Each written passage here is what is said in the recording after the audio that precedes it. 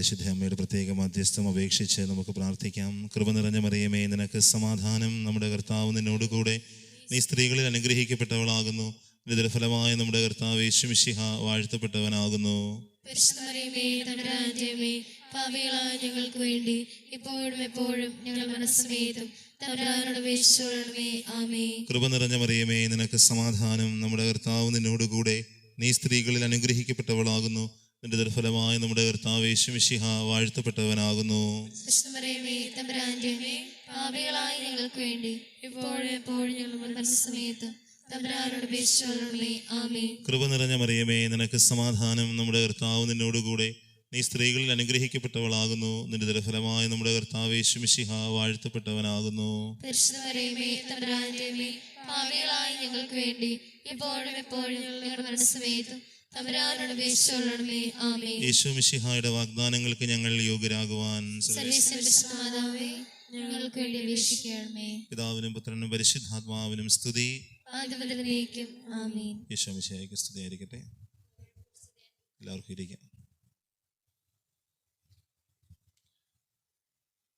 കർത്താവിനാൽ സ്നേഹം നിറഞ്ഞ സഹോദരങ്ങളെ, റൂത്തിൻ്റെ പുസ്തകം ബൈബിൾ ഉള്ളവരെടുക്കാമോ? റൂത്തിൻ്റെ പുസ്തകം.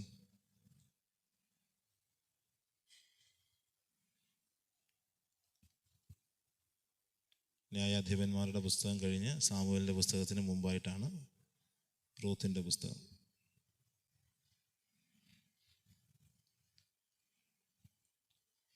ഒന്നാം അധ്യായം 1 മുതലുള്ള വാക്യങ്ങൾ. ന്യായാധിപന്മാരുടെ ഭരണകാലത്ത് നാട്ടിൽ ക്ഷാമമുണ്ടായി. അന്ന് യൂദയായിലെ ഒരു ബെത്ലഹേംകാരൻ ഭാര്യയും പുത്രന്മാർ ഇരുവരുമൊത്ത് മോവാബ് ദേശത്ത് കുടിയേറി പാർത്തു. അവൻ്റെ പേര് എലിമേലെക്ക്, ഭാര്യ നവോമി, പുത്രന്മാർ മഹലോനും കിലിയോനും. അവർ യൂദായിലെ ബെത്ലഹേമിൽ നിന്നുള്ള എഫ്രാത്തിലായിരുന്നു. അവർ മോവാബിൽ താമസമാക്കി. നവോമിയുടെ ഭർത്താവ് എലിമേലെക്ക് മരിച്ചു. അവളും പുത്രന്മാരും ശേഷിച്ചു. പുത്രന്മാർ ഓർഫ, റൂത്ത് എന്നീ മോവാബി സ്ത്രീകളെ വിവാഹം ചെയ്തു. 10 വർഷത്തോളം അവർ അവിടെ കഴിഞ്ഞു. അങ്ങനെ ഇരിക്കെ മഹലോനും കിലിയോനും മരിച്ചു. നവോമിക്ക് ഭർത്താവും പുത്രന്മാരും നഷ്ടപ്പെട്ടു. ദൈവമേ, സ്തുതി നിനക്ക് യോഗ്യമാകുന്നു. സ്നേഹം നിറഞ്ഞ സഹോദരങ്ങളെ, നോമ്പിൻ്റെ അവസരത്തിൽ നോമ്പുകാല പ്രാർത്ഥനയായി നമ്മൾ ഒരുമിച്ച് ഇന്ന് ദേവാലയത്തിൽ ഒന്നിച്ചു ചേർന്നിരിക്കുകയാണ്. ബഹുമാനപ്പെട്ട ഷിബു അച്ഛനോട് പ്രത്യേകമായിട്ടുള്ള സ്നേഹവും നന്ദിയും അറിയിക്കുകയാണ് ഈ ശുശ്രൂഷയിലേക്ക് ക്ഷണിച്ചതിന്. പ്രിയപ്പെട്ട ബിജു ബ്രദറിൻ്റെ സാന്നിധ്യമുണ്ട്. നമ്മളെ ഈ ശുശ്രൂഷയ്ക്ക് സഹായിക്കുന്ന ബിജു ബ്രദറിനെയും പ്രത്യേകം സ്നേഹത്തോടെ കാണുന്നു. ഇന്ന് കടന്നു വന്ന നിങ്ങളെ എല്ലാവരെയും ദൈവം ധാരാളമായി അനുഗ്രഹിക്കട്ടെ എന്ന് പ്രാർത്ഥിക്കുന്നു. നമ്മളിന്ന് ഈ സന്ധ്യയിൽ വിശുദ്ധ ബൈബിളിലെ ഒരു ചെറിയ പുസ്തകം, റൂത്തിൻ്റെ പുസ്തകം. അതിന് എത്ര അധ്യായങ്ങളുണ്ട് നോക്കിയില്ലേ നിങ്ങൾ? 4 അധ്യായങ്ങളേ ഉള്ളൂ. 4 അധ്യായങ്ങളുള്ള ഒരു ചെറിയ പുസ്തകമാണ് റൂത്തിൻ്റെ പുസ്തകം. നമ്മൾ ആ പുസ്തകത്തിൽ നിന്ന് ദൈവം നമുക്ക് നൽകുന്ന ചില ചിന്തകളാണ് കാണാൻ പോകുന്നത്. നിങ്ങൾക്ക് വിരോധമില്ലല്ലോ? ഉണ്ടോ? ഉണ്ടെങ്കിലും കേട്ടേ പറ്റത്തുള്ളൂ, വേറെ നിവൃത്തിയില്ല. Hallelujah, hallelujah. പ്രിയപ്പെട്ടവരെ, ഈ റൂത്ത് ആരായിരുന്നു എന്ന് നമ്മളിന്ന് വായിച്ച ഈ ഭാഗത്തുണ്ട്. റൂത്ത് ഒരു മോവാബിയ സ്ത്രീ ആയിരുന്നു. അപ്പോൾ ഒരു മോവാബിയായ സ്ത്രീ, യഹൂദയല്ലാത്ത മറ്റ് വംശത്തിൽപ്പെട്ട ഒരു സ്ത്രീയാണ്. അവൾ ഈ വിശുദ്ധ ഗ്രന്ഥത്തിലെ ഒരു പുസ്തകം അവളുടെ പേരിലാണ് അറിയപ്പെടുന്നത്. പ്രിയപ്പെട്ടവരെ, സ്ത്രീകളുടെ പേരിൽ വളരെ ചുരുക്കം പുസ്തകങ്ങൾ മാത്രമേ ബൈബിളിലുള്ളൂ എന്ന് നമുക്കറിയാം. ആ കൂട്ടത്തിൽ ഒന്നാമത്തെ ആളാണ് ആര്? മറുപടി പറയണം കേട്ടോ. മറുപടി പറയത്തില്ലേ? മറുപടി പറയണേ. Thank you. ആരാണ്? പുസ്തകത്തിൻ്റെ പേരെന്താണ്? റൂത്ത്. ഈ റൂത്തിനെ പറ്റി പറയുമ്പോൾ ഈ റൂത്തിൻ്റെ പുസ്തകം ആരംഭിക്കുന്നത് 1-ാം അധ്യായത്തിൽ ന്യായാധിപന്മാരുടെ ഭരണകാലത്ത്. വായിച്ചേ നിങ്ങൾ? ന്യായാധിപന്മാരുടെ ഭരണകാലത്ത് നാട്ടിൽ ക്ഷാമമുണ്ടായി എന്ന് പറഞ്ഞുകൊണ്ടാണ് ആരംഭിക്കുന്നത്. അപ്പോൾ ന്യായാധിപന്മാരുടെ ഭരണകാലത്തിൻ്റെ പ്രത്യേകത എന്താണെന്നറിയാൻ ഒരു പേജ് ബാക്കിലോട്ട് മറിക്കണം. ഒറ്റ പേജ് ബാക്കിലോട്ട് മറിക്കുക. ന്യായാധിപന്മാരുടെ പുസ്തകം 21-ാം അധ്യായത്തിൻ്റെ അവസാനത്തെ വാക്യം, 25-ാമത്തെ വാക്യം ഒന്ന് വായിച്ചേ. അക്കാലത്ത് ഇസ്രായേലിൽ രാജാവില്ലായിരുന്നു, ഓരോരുത്തരും തനിക്ക് യുക്തമെന്ന് തോന്നിയത് ചെയ്തിരുന്നു. അതാണ് ഈ ന്യായാധിപന്മാരുടെ കാലത്തിൻ്റെ പ്രത്യേകത. അന്ന് എന്തില്ലായിരുന്നു? പറഞ്ഞേ. രാജാവില്ലായിരുന്നു. അതുകൊണ്ട് ഓരോരുത്തരും ഇഷ്ടമുള്ള കാര്യങ്ങൾ ചെയ്തുകൊണ്ടിരുന്നു. രാജാവില്ലാത്തൊരവസ്ഥയാണ്. ഓരോരുത്തരും ഇഷ്ടമുള്ളത് ചെയ്യാൻ തുടങ്ങിയാലുള്ള പ്രശ്നം എന്താ? എനിക്കിഷ്ടമുള്ളത് നിങ്ങൾക്ക് ഇഷ്ടമില്ലാത്തായിരിക്കും, അല്ലേ? നിങ്ങൾക്ക് ഇഷ്ടമുള്ളത് എനിക്ക് ഇഷ്ടപ്പെടണമെന്നില്ല. അപ്പോൾ രാജാവ് ഉണ്ടെങ്കിൽ ഒരു നിയമവ്യവസ്ഥയുണ്ട്. ആ നിയമവ്യവസ്ഥ അനുസരിച്ചായിരിക്കും എല്ലാ കാര്യങ്ങളും പോകുന്നത്. അപ്പോൾ ഇപ്പം യഹൂദരുടെ അവസ്ഥ എന്താണ്? യൂദയായിലെ അവസ്ഥ എന്താണ്? അവിടെ പറ. ക്ഷാമമല്ല, ഇപ്പം നമുക്ക് പറഞ്ഞുകൊണ്ടിരുന്നത് എന്താ? രാജാവില്ല. ന്യായാധിപന്മാരുടെ കാലമാണെന്ന് പറഞ്ഞിട്ട് കാര്യമില്ല. അവിടെ രാജാവില്ല, നിയമവാഴ്ചയില്ല. അവിടെ രാജാവില്ലാത്ത അവസ്ഥയ്ക്ക് എന്താണ് പറയുന്നത്? അരാജകത്വം എന്ന് പറയും. രാജാവില്ലാത്ത അവസ്ഥയാണ് എന്ത്? അരാജകത്വം. അരാജകത്വം അന്തിക്രിസ്തുവിൻ്റെ അടയാളമായിട്ട് തെസ്സലോനിക്ക ലേഖനത്തിന് രണ്ടാം ലേഖനത്തിൻ്റെ 2-ാം അധ്യായത്തിൽ പൗലോസ്ലീഹ ഉപയോഗിക്കുന്ന വാക്കതാണ് അരാജകത്വത്തിൻ്റെ മനുഷ്യൻ. അരാജകത്വത്തിൻ്റെ മനുഷ്യൻ. അപ്പോൾ അരാജകത്വം എന്ന് പറയുന്നത് ദൈവമില്ലാത്ത അവസ്ഥയാണ്, നിയമവാഴ്ചയില്ലാത്ത അവസ്ഥയാണ്. Hallelujah, hallelujah. അപ്പോൾ അങ്ങനെ നിയമവാഴ്ചയില്ലാത്ത ഒരവസ്ഥയിൽ ന്യായാധിപന്മാരുടെ കാലത്ത് ആ നാട്ടിൽ എന്തുണ്ടായി? ക്ഷാമമുണ്ടായി. അപ്പോൾ ദൈവത്തിൽ നിന്ന് ഒരു ജനം അകലുമ്പോൾ അവരുടെ ജീവിതത്തിലേക്ക് ഒരു ദുരിതം കടന്നു വരികയാണ്. അതാണ് ഈ ക്ഷാമം വഴി സൂചിപ്പിക്കുന്നത്. അപ്പോൾ അങ്ങനെ ഈ യൂദയായിൽ ക്ഷാമം ഉണ്ടായപ്പോൾ യൂദയായിലെ ഒരു ബേത്ലഹേംകാരൻ ഭാര്യയും പുത്രന്മാരിരുവരുമൊത്ത് യൂദയായിൽ നിന്ന് എവിടോട്ട് പോയി? മോവാബ് ദേശത്തേക്ക് പോയി. അതായത് യൂദയായിൽ ക്ഷാമം ഉണ്ടായപ്പോൾ ഒരു ബേത്ലഹേംകാരൻ. ബേത്ലഹേം എന്ന വാക്കിൻ്റെ അർത്ഥം എന്താ? ബേത്ലഹേം. ഇവിടെ ക്രിസ്മസ് ഒന്നും ഇല്ലേ? ദുഃഖവെള്ളി മാത്രമേ ഉള്ളൂ. എന്നാ ബേത്ലഹേം? കുഞ്ഞുങ്ങൾ പറഞ്ഞേ, ബേത്ലഹേമിൻ്റെ അർത്ഥം എന്താ? ബേത്ലഹേം കേട്ടിട്ടില്ലേ? നിങ്ങൾ ആ വാക്കിൻ്റെ അർത്ഥം അറിയത്തില്ലേ? ഇല്ലേ? സമയം കളയുന്നില്ല. ബേത്ലഹേം എന്ന് പറഞ്ഞാൽ അപ്പത്തിൻ്റെ ഭവനം എന്നാണ്. എന്താണ് പറയുന്നത്? തിരിച്ചു പറയുന്നത് അറിയത്തില്ലേ? അങ്ങനെ തിരിച്ചു പറഞ്ഞല്ല അച്ഛാ ഞങ്ങൾക്ക് പരിചയം. ഞങ്ങൾ വേറെ രീതിയിലാണ് തിരിച്ചു പറയുന്നത്, ഇല്ലയോ? അതിവിടെ പറയണ്ട, ഞാൻ ചോദിക്കുന്നതിൻ്റെ മറുപടി പറഞ്ഞാൽ മതി കേട്ടോ. ബേത്ലഹേം എന്ന് പറഞ്ഞാൽ എന്താണ്? ഇവിടെ ഉറങ്ങുമോ തോന്നരുത്. ആണുങ്ങൾ സംസാരിക്കത്തില്ലേ? ഇവിടെ സ്ത്രീകൾക്കാണോ ശബ്ദം കൂടുതൽ? ബേത്ലഹേം എന്ന് പറഞ്ഞാൽ എന്താണ്? അപ്പത്തിൻ്റെ ഭവനം. അപ്പത്തിൻ്റെ ഭവനത്തിൽ എന്തുണ്ടായെന്നാണ് പറയുന്നത്? ക്ഷാമമുണ്ടായി. അപ്പത്തിൻ്റെ ഭവനത്തിൽ എന്തുണ്ടായി? ക്ഷാമമുണ്ടായി. നിങ്ങൾക്ക് മനസ്സിലായോ? അപ്പത്തിൻ്റെ ഭവനത്തിൽ ക്ഷാമമുണ്ടായി. അപ്പത്തിൻ്റെ ഭവനത്തിൻ്റെ നാട്ടുകാരനാണ് ഈ കഥയിലെ കഥാപാത്രം. ഇവിടെ ആരംഭിക്കുമ്പോൾ പറഞ്ഞിരിക്കുന്ന ആ വ്യക്തി ഒരു ബേത്ലഹേംകാരനാണ്. അവിടെ എന്തുണ്ടായി? ക്ഷാമമുണ്ടായി. അവിടെ ക്ഷാമം ഉണ്ടായപ്പോൾ അയാൾ എന്ത് ചെയ്തു? മോവാബിലേക്ക് പോയി. ഈ മോവാബ് എന്ന് പറയുന്നതിൻ്റെ പ്രത്യേകത എന്താണ്? ഉൽപ്പത്തി പുസ്തകം എടുക്കാമോ? ഉൽപ്പത്തി പുസ്തകം 19-ാം അധ്യായം.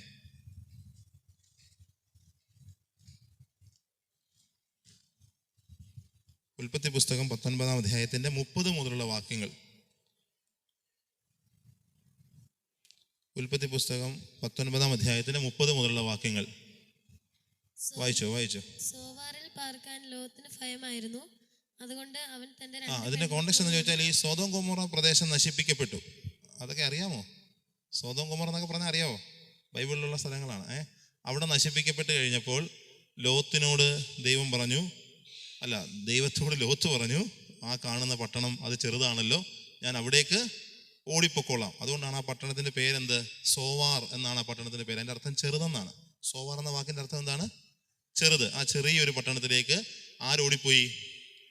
ലോത്ത് ഓടിപ്പോയി. ലോത്ത് അവിടെ ചെന്ന് കഴിഞ്ഞപ്പോൾ അവിടെ താമസിച്ചുകൊണ്ടിരുന്നപ്പോൾ സംഭവിച്ച കാര്യമാണ് ഇവിടെ നമ്മൾ വായിക്കാൻ പോകുന്നത്. അതുകൊണ്ട് അവൻ തൻ്റെ 2 പെൺമക്കളോട് കൂടെ വായിച്ചേ അവിടെ നിന്ന് പുറത്ത് കടന്ന് മലയിൽ ഒരു ഗുഹയ്ക്കുള്ളിൽ പാർത്തു. വായിച്ചു. മൂത്തവൾ ഇളയവളോട് പറഞ്ഞു, നമ്മുടെ പിതാവിന് പ്രായമായി, ലോകനടപ്പനുസരിച്ച് നമ്മോട് സംഗമിക്കുവാൻ ഭൂമിയിൽ വേറൊരു പുരുഷനുമില്ല. അപ്പനെ വീഞ്ഞു കുടിപ്പിച്ച് നമുക്ക് അവനോട് ഒന്നിച്ച് ശയിക്കാം. അങ്ങനെ അപ്പൻ്റെ സന്താന പരമ്പര നിലനിർത്താം. അന്ന് രാത്രി പിതാവിനെ അവർ വീഞ്ഞു കുടിപ്പിച്ചു. മൂത്തവൾ പിതാവിൻ്റെ കൂടെ ശയിച്ചു. അവൾ വന്ന് കിടന്നതോ എഴുന്നേറ്റ് പോയതോ അവൻ അറിഞ്ഞില്ല. ഓക്കെ, ഇനി 37-ാമത്തെ വാക്യം വായിച്ചേ. 37. മൂത്തവൾക്ക് ഒരു മകൻ ജനിച്ചു, മോവാബ് എന്ന് പേരിട്ടു. അതായത് ഈ മോവാബ്യർ എന്ന് പറയുന്നത് വലിയ ഒരു തിന്മയുടെ ഫലമായി ഉണ്ടായ ജനമാണ്. അതായത് മക്കൾ അപ്പനിൽ നിന്ന് ഗർഭം ധരിച്ച് അങ്ങനെ ഒരു തിന്മയിൽ നിന്ന്, ആ ജഡത്തിന്റെ ഒരു തിന്മയിൽ നിന്ന് ജനിച്ചവരാണ് ആര്? മോവാബ്യർ. അപ്പോൾ അപ്പത്തിന്റെ ഭവനത്തിൽ നിന്ന് ഇവിടെ ക്ഷാമം ഉണ്ടായപ്പോൾ അവരെവിടേക്കാണ് പോകുന്നത്? മോവാബിലേക്കാണ് പോകുന്നത്. പ്രിയപ്പെട്ടവരെ, അത് നമ്മൾ മനസ്സിലാക്കേണ്ടത്, ഈ ക്ഷാമമുണ്ടായപ്പോൾ ദൈവത്തിൽ ആശ്രയിക്കേണ്ടതിന് പകരം, ദൈവത്തിൻ്റെ നഗരത്തിൽ നിൽക്കേണ്ടതിന് പകരം എവിടെയാണോ താൽക്കാലികമായ ഒരു ആശ്വാസം കിട്ടുന്നത് അവിടേക്ക് ആര് പോയി? അദ്ദേഹത്തിന്റെ പേരെന്താന്നാ പറഞ്ഞേക്കുന്നേ? എന്താണ് ഈ പോയ ആളുടെ പേരെന്താ? ലോത്തല്ല, ലോത്ത് കഴിഞ്ഞു. ഇപ്പുറത്ത് വാ, റൂത്തിന്റെ പുസ്തകത്തിലേക്ക് വാ. ആരാണ് പോയത്? എലിമലേക്കാണ് പോയത്. എലിമലേക്ക് എന്ന് പറയുന്നത്, എലിമലേക്ക് എന്ന വാക്കിന്റെ അർത്ഥം എന്താണെന്നറിയാവോ? ഏൽ എന്ന് പറഞ്ഞാൽ എന്താ? ഏലി ലമാ സബക്താനി, കർത്താവ് നിലവിളിച്ചില്ലേ? ഏലി എന്ന് പറഞ്ഞ അർത്ഥം എന്തുവാ? എൻ്റെ ദൈവമേ എന്നാണ് അല്ലേ? എൻ്റെ ദൈവമേ എന്നാണ് ഏലി, എൻ്റെ ദൈവം. മലേക്ക് എന്ന് പറഞ്ഞാൽ കിങ്, രാജാവ്. മലേക്ക് എന്ന് പറഞ്ഞാൽ എൻ്റെ ദൈവം രാജാവാണ് എന്നാണ്. അയാളുടെ പേരിന്റെ അർത്ഥം എന്താണ്? എൻ്റെ ദൈവം രാജാവാണ്. എൻ്റെ ദൈവം രാജാവാണെന്ന് പേരിൽ മാത്രമേ ഉള്ളൂ. അയാൾ ശരിക്കും ഇത് വിശ്വസിച്ചിരുന്നോ? ഇല്ല. അതുകൊണ്ടാണ് പെട്ടെന്നൊരു പ്രയാസം ഉണ്ടായപ്പോൾ, ഒരു ക്ഷാമം ഉണ്ടായപ്പോൾ അയാൾ ദൈവത്തിൻ്റെ നഗരത്തിൽ നിന്നും ദൈവ സാന്നിധ്യത്തിൽ നിന്നും അയാൾ അതിനെല്ലാം ഉപേക്ഷിച്ചിട്ട് എന്താണോ അയാൾക്ക് ആശ്വാസം തരുന്നതെന്ന് അയാൾക്ക് തോന്നിയ സ്ഥലത്തേക്ക് അയാൾ പോയി. ആശ്വാസം കിട്ടുമെന്ന് തോന്നിയ ഒരു സ്ഥലത്തേക്ക് അയാൾ പോയി. അതാണ് ഈ എലിമലേക്കിന്റെ ജീവിതത്തിൽ ഒന്നാമതായിട്ട് നമ്മൾ കാണുന്നത്. യൂദയായിൽ ക്ഷാമം ഉണ്ടായപ്പോൾ അപ്പത്തിൻ്റെ ഭവനത്തെ ഉപേക്ഷിച്ച് താൽക്കാലിക ശാന്തി കിട്ടുന്ന സ്ഥലത്തേക്ക് ആര് പോയി? എലിമലേക്ക് പോയി. നിങ്ങൾക്ക് മനസ്സിലാവുന്നില്ലേ? നല്ല പ്രയാസപ്പെട്ടിരിക്കുകയാണോ? അല്ല, കേൾക്കുന്നുണ്ടല്ലോ അല്ലേ? അപ്പോൾ എലിമലേക്ക് അപ്പത്തിൻ്റെ ഭവനത്തിൽ നിന്ന് ഈ മോവാബ്യ സ്ഥലത്തേക്ക് ആശ്വാസം കിട്ടുമെന്ന് അയാൾ വിചാരിച്ച ഒരു സ്ഥലത്തേക്ക് പോവുകയാണ്. പ്രിയപ്പെട്ടവരെ, ഇങ്ങനെ പോയി കഴിഞ്ഞപ്പോൾ എന്ത് പറ്റി? അവിടെ ചെന്ന് കഴിഞ്ഞപ്പോൾ അയാൾ കുറച്ചു നാൾ കഴിഞ്ഞപ്പോൾ നവോമിയുടെ ഭർത്താവ് എലിമലേക്ക് മരിച്ചുപോയി. 3-ാമത്തെ വാക്യം, നവോമിയുടെ ഭർത്താവ് എലിമലേക്ക് മരിച്ചുപോയി. വീണ്ടും അടുത്തത്, അവളും പുത്രന്മാരും ശേഷിച്ചു. പുത്രന്മാർ ഓർഫ, റൂത്ത് എന്നീ മോവാബ്യ സ്ത്രീകളെ വിവാഹം ചെയ്തു. 10 വർഷത്തോളം അവരുടെ കഴിഞ്ഞു. അങ്ങനെ ഇരിക്കെ മഹലോനും കിലിയോനും മരിച്ചു. നവോമിക്ക് ഭർത്താവും പുത്രന്മാരും നഷ്ടപ്പെട്ടു. അതായത് ഇവരെന്തിനു വേണ്ടിയാണ് ബേത്ലഹേമിൽ നിന്ന് മോവാബിലേക്ക് പോയത്? എന്തിനാ അവർ പോയത്? ക്ഷാമം ഉണ്ടായാൽ എന്താ പ്രശ്നം? ഇവിടെ നിന്നാ എന്താ പ്രശ്നം? ക്ഷാമം ഉണ്ടായി കഴിഞ്ഞാൽ പിന്നെ എന്ത് കാണത്തില്ല? ഭക്ഷണം കാണത്തില്ല. ഭക്ഷണം ഇല്ലെങ്കിൽ എന്ത് പറ്റും?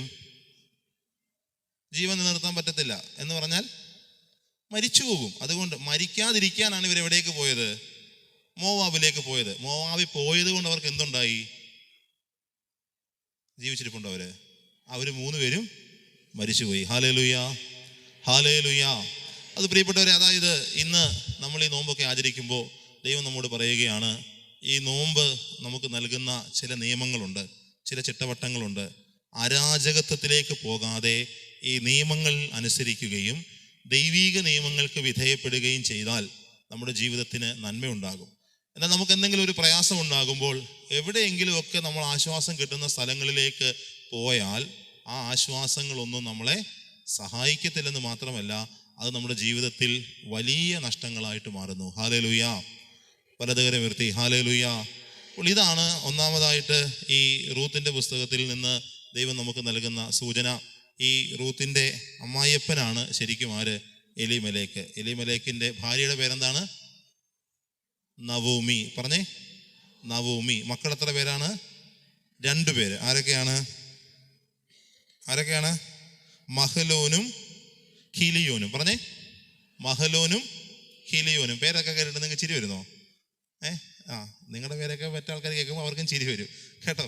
അപ്പൊ അതുകൊണ്ട് പേരുകൾ പറഞ്ഞേ. ആദ്യത്തെ ഈ കഥയിലെ പ്രധാനപ്പെട്ട ആളാരാണ്? അപ്പന്റെ പേരെന്താണ്? എലിമലേക്ക്. പേരിന്റെ അർത്ഥം എന്താണ്?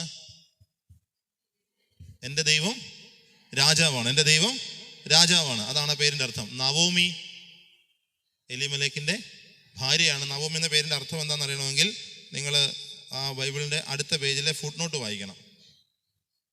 തൊട്ടടുത്ത പേജിലെ ഫുട് നോട്ട് വായിച്ചു നോക്കിയേ. നവോമി അർത്ഥം എന്താ? സന്തുഷ്ട. സന്തുഷ്ട എന്നാണ്. നവോമി എന്ന പേരിൻ്റെ അർത്ഥം എന്താണ്? സന്തുഷ്ട. എലിമേലേക്ക് എന്ന് പറഞ്ഞ അർത്ഥം എന്താണ്? എൻ്റെ ദൈവം രാജാവാണ്. മക്കൾ എത്ര പേരുണ്ടായിരുന്നു? 2 പേര്. ആരൊക്കെയാണ്? മഹലോനും ഹീലിയോനും. മരുമക്കളുടെ പേരെന്താണ്? ഓർഫായും റൂത്തും. ഓർഫായും റൂത്തും. പഠിച്ചോ? നിങ്ങൾ പഠിച്ചു പോകണം കേട്ടോ. ഇത്രയും കാര്യങ്ങൾ പഠിക്കണം, എന്നാലേ നമുക്ക് ബാക്കി മുന്നോട്ട് പോകാൻ പറ്റത്തുള്ളൂ. അപ്പോൾ അങ്ങനെ ഇവര് ഈ ദൈവത്തിൻ്റെ സാന്നിധ്യത്തെ, ദൈവത്തിൻ്റെ നഗരത്തെ ഒക്കെ ഉപേക്ഷിച്ച് അവരെവിടേക്ക് പോയി മക്കളെ? മോൻ നഖം വിട്ടു വന്നു പള്ളിയിലിരുന്ന്. അല്ല, ആ കൊച്ചു ചേർക്കൻ. മോനെ അച്ഛൻ പറഞ്ഞ കേൾക്കുന്നുണ്ടോ? ആ, എവിടോട്ടാ പോയത്? ആ, മോവാബിലേക്ക്. ഇങ്ങോട്ട് നോക്ക്. മോവാബിൽ പോകരുത് കേട്ടോ, വലിയ തിന്മയാണ്. അപ്പം അതുകൊണ്ട് മോവാബിലേക്ക് പോകരുത്, അപ്പത്തിൻ്റെ ഭവനത്തിലായിരിക്കണം.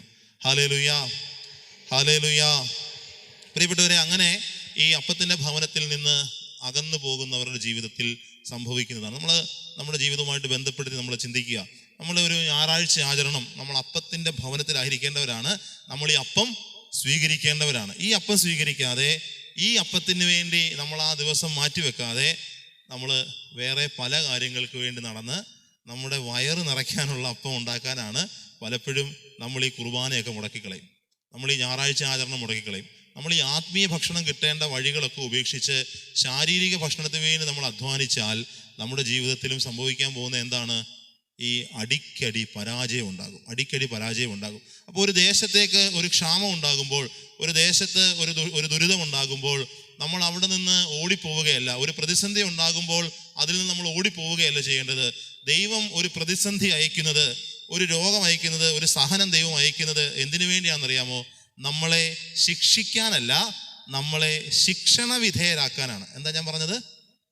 ശിക്ഷിക്കാനല്ല, ശിക്ഷണം നൽകാനാണ്. ശിക്ഷണം, അത് രണ്ടും വ്യത്യാസമുണ്ട്. ശിക്ഷ എന്ന് പറഞ്ഞാൽ പണിഷ്മെന്റ് എന്ന് പറയും ഇംഗ്ലീഷിൽ. പണിഷ്മെന്റ് അല്ലേ? ശിക്ഷ നൽകുന്നതും ശിക്ഷണം എന്ന് പറയുന്നത് ഡിസിപ്ലിനിങ് ആണ്. ഡിസിപ്ലിൻ. അതായത് നിങ്ങളുടെ അച്ഛൻ നിങ്ങളോട് പറയുകയാണ്, ഇങ്ങനെ ഓണ ഇരുന്ന് കഴിഞ്ഞാൽ ശരിയാവത്തില്ല, പള്ളി വരുമ്പോൾ വൃത്തിയായിട്ടിരിക്കണം, നേരെ ഇരിക്കണം, നല്ല ദേവാലയത്തിലാണ് ഇരിക്കുന്നത് എന്നുള്ള ചിന്തയിലിരിക്കണം. അത് അച്ഛൻ നിങ്ങളോട് പറയുന്നത് നിങ്ങളെ ശിക്ഷിക്കാനാണോ ശിക്ഷണമായിട്ടാണോ? ശിക്ഷണമാണ്. എന്തിനാ അങ്ങനെ അച്ഛൻ ശിക്ഷണം തരുന്നത്? നിങ്ങൾക്ക് അച്ഛന് നിങ്ങളോട് സ്നേഹം ഉള്ളതുകൊണ്ടാണ് അല്ലേ? നിങ്ങൾ കർത്താവിൻ്റെ ആലയത്തിലാണ് നിൽക്കുന്നതെന്നുള്ള ബോധ്യം വേണം. നിങ്ങൾ നന്നായിട്ട് പ്രാർത്ഥിക്കുകയും വചനം വായിക്കുകയൊക്കെ ചെയ്യും. അതിന് അച്ഛൻ നിങ്ങൾ ബൈബിള് കൊണ്ടുവരണം അല്ലേ? അച്ഛനോട് പറഞ്ഞു എല്ലാവർക്കും ബൈബിള് കൊടുത്തിട്ടുണ്ട്, ബൈബിള് കൊണ്ടാണ് എല്ലാവരും വരുന്നതെന്ന് പറഞ്ഞു. അപ്പോൾ അങ്ങനെ അച്ഛൻ അങ്ങനെയൊക്കെ നിങ്ങളോട് പറയുന്നത് എന്തിനാ? നിങ്ങൾ എങ്ങനെയെങ്കിലുമൊക്കെ വചനം ഒന്ന് വായിച്ച് രക്ഷപ്പെട്ട് ദുരിതമൊക്കെ മാറട്ടെ എന്ന് വിചാരിച്ചാണ്. ഞാൻ അച്ഛനോട് നാളെ കഴിഞ്ഞ ദിവസം പറഞ്ഞു, നമ്മളൊരു സ്ഥലത്ത്, നമ്മളൊരു പള്ളിയിൽ ചെല്ലുമ്പോൾ അവിടെ ആളുകളൊക്കെ നന്നായിട്ടാണ് ജീവിക്കുന്നതെങ്കിൽ അച്ഛന്മാർക്ക് സന്തോഷമാണ് അല്ലേ? അല്ലെ ആളുകൾക്കൊക്കെ ദുരിതമാണെങ്കിലോ, എല്ലാ വീട്ടിലും ദുരിതവും രോഗവും പ്രയാസവും ബുദ്ധിമുട്ടും ഒക്കെ ആണെങ്കിലോ നമുക്കും ബുദ്ധിമുട്ടല്ലേ? നിങ്ങൾ അച്ഛന്മാരോടൊന്നും പറയത്തില്ല, അച്ഛാ വയ്യ പ്രാർത്ഥിക്കണം, അല്ലെ ജോലിയൊന്നും ആയിട്ടില്ല, അല്ലെ സാമ്പത്തിക മേഖലയിലൊന്നും വലിയ വളർച്ചയൊന്നുമില്ല, അല്ലെ വീട്ടിലിങ്ങനെയൊക്കെ പ്രശ്നമുണ്ട്, പിള്ളേരുടെ കാര്യമൊന്നും ആയിട്ടില്ല. അപ്പോൾ അങ്ങനെ നമ്മുടെ ജീവിതത്തിൽ അനുഗ്രഹം ഉണ്ടാകാനുള്ള ഏറ്റവും നല്ല വഴി എന്താണ്? ഈ ദൈവത്തിൻ്റെ സാന്നിധ്യത്തെ കൂട്ടുപിടിക്കുക എന്നുള്ളതാണ്. നമ്മൾ അതൊഴിച്ച് ബാക്കി എല്ലാ വഴിയും അന്വേഷിക്കും. ഈ എലിമലേക്കിനെ പോലെയാണ് നമ്മൾ. എലിമലേക്ക് ഏതുപോലെയാണ്? നമ്മളിവിടെ ഒരു പ്രതിസന്ധി ഉണ്ടായി കഴിഞ്ഞപ്പോഴത്തേക്ക് അതിനുള്ള ഉത്തരം എവിടെ തന്നെ ഉണ്ട്? ബെത്ലഹേമിൽ തന്നെ അതിനുള്ള ഉത്തരവുണ്ട്. ബെത്ലഹേം ദൈവം അപ്പം കൊടുക്കുന്ന നഗരമാണ്, ദൈവം സംരക്ഷിക്കുന്ന നഗരമാണ്, ദൈവത്തിൻ്റെ സാന്നിധ്യമുള്ള നഗരമാണ്. എന്നാൽ ആ ബെത്ലഹേമിനെ ഉപേക്ഷിച്ചിട്ട് മോവാബിലേക്ക് പോവുകയാണ്. പ്രിയപ്പെട്ടവരെ, നോമ്പ് ആരംഭിച്ചപ്പോൾ കർത്താവ് നമ്മുടെ ഉപദേശം തന്നു. എന്താണ്? വിശന്നു. കർത്താവിന് വിശന്നപ്പോൾ കർത്താവിനോട് പ്രലോഭകൻ എന്താ പറഞ്ഞത്? നിനക്ക് നല്ല വിശപ്പുണ്ടല്ലേ, അതുകൊണ്ട് നീ എന്ത് ചെയ്യണം? ഈ കല്ലുകളെ അപ്പമാക്കി കഴിക്കാൻ പറഞ്ഞു. ഈ കല്ലിനെ അപ്പമാക്കി കഴിക്കുക. നമ്മുടെ ജീവിതത്തിൽ നമുക്ക് എപ്പോഴും ഉണ്ടാകുന്ന പ്രലോഭനമാണ്. എലീമലേക്കിന്റെ ജീവിതത്തിലും ആ പ്രലോഭനം ഉണ്ടായത്. വിശന്ന് കഴിയുമ്പോൾ എങ്ങനെയെങ്കിലും ആ വിശപ്പൊക്കെ ശമിപ്പിക്കുക എന്നുള്ളതാണ് നമ്മുടെയൊക്കെ ജീവിതത്തിലുള്ളൊരു പ്രലോഭനം.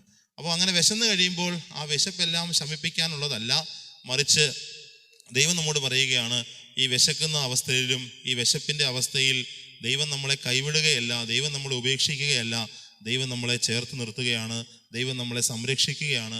ഈ ഒരു അനുഭവം ഉണ്ടാകണം. അപ്പോൾ ദൈവം ഒരിക്കലും നമ്മളെ നിത്യമായി ഉപേക്ഷിക്കുകയില്ല, മറിച്ച് ദൈവം നമ്മളെ സംരക്ഷിക്കും എന്ന തിരിച്ചറിവ് എലിമലേക്കിനില്ലാതെ പോയി. അതുകൊണ്ട് അയാൾ ആ നഗരത്തെ ഉപേക്ഷിച്ച്, ദൈവത്തിൻ്റെ നഗരത്തെ ഉപേക്ഷിച്ച് മോവാബിലേക്ക് പോയി. മോവാബിൽ ചെന്നതോടുകൂടി അയാളുടെ കുടുംബം മുഴുവൻ ശിഥിലമായി പോയി. മക്കളൊന്നും അവശേഷിപ്പിക്കാതെ, തലമുറകളെ ഒന്നും അവശേഷിപ്പിക്കാതെ അയാളും മരിച്ചു, അയാളുടെ 2 ആൺമക്കളും മരിച്ചുപോയി. Hallelujah, hallelujah. അടുത്ത വാക്യം വായിക്കാമോ നിങ്ങൾക്ക്? ആറാമത്തെ വാക്യം വായിക്കാമോ? കർത്താവ് തൻ്റെ ജനത്തെ ഭക്ഷണം നൽകി അനുഗ്രഹിക്കുന്നു എന്ന് കേട്ട് നവോമി മരുമകളോടുകൂടെ മോവാബിൽ നിന്ന് തിരികെ പോകാൻ ഒരുങ്ങി. അപ്പോൾ ഇങ്ങനെ ഇരിക്കുമ്പോഴാണ്, എത്ര വർഷം ഇപ്പോൾ ഇവർ താമസിച്ചു? എത്ര വർഷം താമസിച്ചെന്നാ പറഞ്ഞേ? 10 വർഷം. 10 വർഷം അവർ എവിടെ പോയി താമസിച്ചു? മോവാബിൽ താമസിച്ചു. 10 വർഷം ദൈവജനത്തിൻ്റെ അടുത്ത് നിന്ന് അകന്ന്, ദൈവസാന്നിധ്യത്തിൽ നകന്ന്, കൂദാശകളിൽ നകന്ന്, ബലിയർപ്പണത്തിൽ നകന്ന് അവർ ഈ മോവാബിൽ, ഈ ജഡത്തിൻ്റെ സ്വാധീനമുള്ള സ്ഥലത്ത്, ഈ തിന്മയുടെ സ്വാധീനമുള്ള സ്ഥലത്ത് അവർ താമസിച്ചു. അവിടെ വെച്ച് അവർക്കെല്ലാം നഷ്ടപ്പെട്ടു.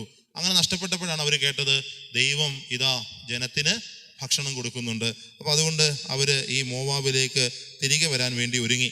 അവിടെ താമസിച്ചിരുന്ന സ്ഥലത്ത് നിന്ന് മരുമക്കളോടുകൂടെ പുറപ്പെട്ട് യൂദയായിലേക്കുള്ള വഴിയിലെത്തി. പ്രിയപ്പെട്ടവർ, അവിടെ വരുമ്പോൾ നമ്മൾ ഈ പുസ്തകത്തിൻ്റെ, നിങ്ങൾക്ക് അത് മൊത്തമായിട്ട് വായിച്ചുകൊണ്ടിരുന്നാൽ നിങ്ങൾക്ക് ബോറടിക്കുന്നുണ്ടോ? ബൈബിൾ വായിച്ചിട്ട് ഉണ്ടെങ്കിൽ നിങ്ങൾ ഇല്ലെന്നേ പറയത്തുള്ളൂ എന്ന് എനിക്കറിയാം. നമുക്ക് വലിയ പരിചയമില്ലല്ലോ അങ്ങനെ വായിച്ച്. അപ്പോൾ ഇങ്ങനെ വായിച്ച് പഠിക്കണം. അതുകൊണ്ട് ഇങ്ങനെ ഈ മോവാബിൽ നിന്ന് തിരികെ അവൾ യൂദയായിലേക്ക് വരികയാണ്. അപ്പോൾ ഇങ്ങനെ തിരികെ വരാനുള്ള ഒരവസരമാണ് ശരിക്കും നമ്മുടെ നോമ്പുകാലം. നമ്മുടെ നോമ്പുകാലം എന്തിനുള്ള സമയമാണ്? തിരികെ വരാനുള്ള സമയമാണ്. നമ്മൾ ആയിരിക്കുന്ന മോവാബ് പ്രദേശം എവിടെയാണെന്ന് നമ്മൾ ആദ്യം മനസ്സിലാക്കണം. നമ്മൾ ഏത് മോവാബിലാണ് പോയി നിൽക്കുന്നത്? നമ്മൾ ഈ ജീവന്റെ അപ്പത്തെ ഉപേക്ഷിച്ചിട്ട് പാപത്തിൻ്റെ ഏതൊക്കെ മേഖലയിലാണ് നിൽക്കുന്നത്? അവിടെ നിന്ന് ദൈവം നമ്മോട് പറയുകയാണ്, നമ്മൾ എന്ത് ചെയ്യണം? തിരികെ വരണം, മടങ്ങി വരണം. നമ്മുടെ അവകാശം എവിടെയാണ്? നമ്മുടെ അവകാശം യൂദയായിലാണ്. നമ്മുടെ അവകാശം ദൈവത്തിൻ്റെ നഗരത്തിലാണ്, ദൈവത്തിലാണ്. അതുകൊണ്ട് ഈ നവോമിക്ക് തിരികെ വരാനുള്ള ഒരവസരം ഉണ്ടാവുകയാണ്. അപ്പോൾ ഇങ്ങോട്ട് നോക്കി, അങ്ങനെ തിരികെ വരാനുള്ള അവസരം ഉണ്ടായപ്പോൾ മരുമക്കളുടെ പേരെന്താണ്? ഓർഫായും റൂത്തും. അവർ 2 പേരും ഉണ്ട്. അവർക്ക് മക്കളൊന്നുമില്ല. അതുകൊണ്ട് നവോമി അവരോട് പറഞ്ഞു, മക്കളെ, നിങ്ങൾ നിങ്ങളുടെ നാട്ടിലേക്ക്, നിങ്ങളുടെ വീട്ടിലേക്ക് നിങ്ങൾ തിരിച്ചു പോക്കൂ. നിങ്ങൾ എൻ്റെ കൂടെ വരണ്ട, നിങ്ങൾ തിരിച്ചു പോക്കോളാൻ പറഞ്ഞു. അപ്പോൾ അങ്ങനെ തിരിച്ചു പോകണം. 2 പേരും പറഞ്ഞില്ല, ഞങ്ങൾ നിൻ്റെ കൂടെ തന്നെ വരാം. അപ്പോൾ യഹൂദരുടെ ഒരു രീതിയുണ്ട്, ഇവർ മക്കൾ മരിച്ചു പോയാൽ ഈ പെൺകുട്ടികളെ അവരുടെ സഹോദരങ്ങൾ വിവാഹം കഴിക്കണമെന്നാണ്. നവോമിക്ക് ഇനി മക്കളൊന്നും അവശേഷിക്കുന്നില്ല. അപ്പോൾ നവോമി പറഞ്ഞു, ഞാൻ ഇനിയും പോയി ഒരു കല്യാണം കഴിച്ച്, എനിക്കൊരു കല്യാണം നടന്നാൽ, ഞാൻ കല്യാണം കഴിച്ച് ഒരു കുഞ്ഞായി, ആ കുഞ്ഞ് വളർന്നു വരുമ്പോഴത്തേക്കും ഒരുപാട് സമയമെടുക്കും. അപ്പോൾ അതുകൊണ്ട് നിങ്ങളോട് നീതി പുലർത്താൻ എനിക്ക് പറ്റത്തില്ല. അതുകൊണ്ട് നിങ്ങൾ തിരിച്ചു പോയിക്കോളാൻ പറഞ്ഞു. അപ്പോൾ ഒരു മരുമകൾ തിരിച്ചുപോയി. ആരാ തിരിച്ചു പോയത്? ഓർഫ എന്ന് പറയുന്ന മരുമകൾ തിരിച്ചുപോയി. അവൾ തിരിച്ചുപോയി. അവളുടെ ജീവിതം അങ്ങനെ അങ്ങ് പോയി. പിന്നെ നമുക്ക് അവളെക്കുറിച്ച് യാതൊന്നും അറിയത്തില്ല. എന്നാൽ ഒരു മരുമകൾ ഈ അമ്മയുടെ കൂടെ വന്നു. അമ്മയോട് പറഞ്ഞു, അമ്മേ, ഞാൻ ഒരിക്കലും നിന്നെ വിട്ടുപോകത്തില്ല. എന്നിട്ട് 15-ാമത്തെ വാക്യത്തിൽ നമ്മൾ വായിക്കുകയാണ്.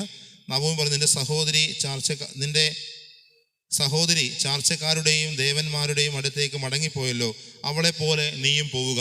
റൂത്ത് പറഞ്ഞു, അമ്മയെ ഉപേക്ഷിക്കാനോ, വായിച്ചേ, അമ്മയെ ഉപേക്ഷിക്കാനോ കൂടെ പോരാതിരിക്കാനോ എന്നോട് പറയരുത്. അമ്മ പോകുന്നിടത്ത് ഞാനും വരും, വസിക്കുന്നിടത്ത് ഞാനും വസിക്കും. അമ്മയുടെ ചാർച്ചക്കാർ എൻ്റെ ചാർച്ചക്കാരും അമ്മയുടെ ദൈവം എൻ്റെ ദൈവവുമായിരിക്കും.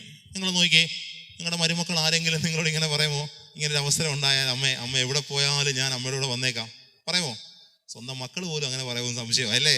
അപ്പം ഈ അമ്മയുടെ അപ്പൻ്റെയും കൂടെ വരാനായിട്ട് താല്പര്യപ്പെടുന്നുണ്ടോ? എന്തുകൊണ്ടായിരിക്കും ഈ റൂത്ത് എന്ന് പറയുന്ന മറ്റൊരു കൾച്ചറിൽപ്പെട്ട, മറ്റൊരു വിശ്വാസത്തിൽ ജീവിച്ച പെൺകുട്ടിക്ക് ഈ നവോമിയുടെ ബന്ധുക്കളെയും നവോമിയുടെ ദൈവത്തോടും ഇത്രയും സ്നേഹം തോന്നാൻ കാര്യം എന്തായിരിക്കും? നിങ്ങളിരുന്ന് ഉറങ്ങുവാണോ? ഉറങ്ങുവാന്ന് തോന്നുന്നില്ലേ? ശബ്ദമൊന്നും കേൾക്കുന്നില്ല. എന്തായിരിക്കും കാരണം? നവോമിയോട് ഇത്രയും സ്നേഹം തോന്നാൻ കാരണം എന്തായിരിക്കും? നവോമി ആരാ ഉത്തരം പറയുന്നത്? ശബ്ദം മാത്രമേ ഞാൻ കേൾക്കുന്നു, രൂപം കണ്ടില്ല. ആരാണ് ഉത്തരം പറഞ്ഞാരാ? അമ്മാമയാണ് ഉത്തരം പറഞ്ഞേ. എന്താ പറഞ്ഞേ? നവോമി ദൈവത്തെ അറിയുന്നോളായിരുന്നു, അതുകൊണ്ടാണോ? നമ്മളൊക്കെ ദൈവത്തെ അറിയുന്നോളല്ലേ? നമ്മളടുത്തൊക്കെ ആൾക്കാർ ഇങ്ങനെ പറയുമോ? നമ്മളൊക്കെ എല്ലാവരും ദൈവത്തെ അറിഞ്ഞ് ജീവിക്കുന്നവരല്ലേ? നമ്മൾ പറയുമോ, ഞങ്ങൾ നിൻ്റെ കൂടെ മരണം വരെ ഞാൻ ഉണ്ടാകാമെന്ന് പറയുമോ? എന്തായിരിക്കും കാരണം? നവോമി നന്നായിട്ട് നല്ല ഒരു അമ്മയായിരുന്നു. അതുകൊണ്ടാണ്. നവോമി നല്ല ഒരു അമ്മയായിരുന്നു. അപ്പം ഈ റൂത്ത് ഈ വിചാരിച്ചു ഈ നവോമിയെ പോലെയാണ് നവോമിയുടെ നാട്ടുകാരും. ഈ നവോമി ഇത്രയും നല്ലതായതിന് കാരണം എന്താണ്? ഇവളുടെ നാട്ടുകാരും ബന്ധുക്കളും ഒക്കെ അത്രത്തോളം നല്ലവരായതുകൊണ്ടാണ്. അപ്പം അതുകൊണ്ടാണ് റൂത്ത് എന്ത് പറഞ്ഞത്?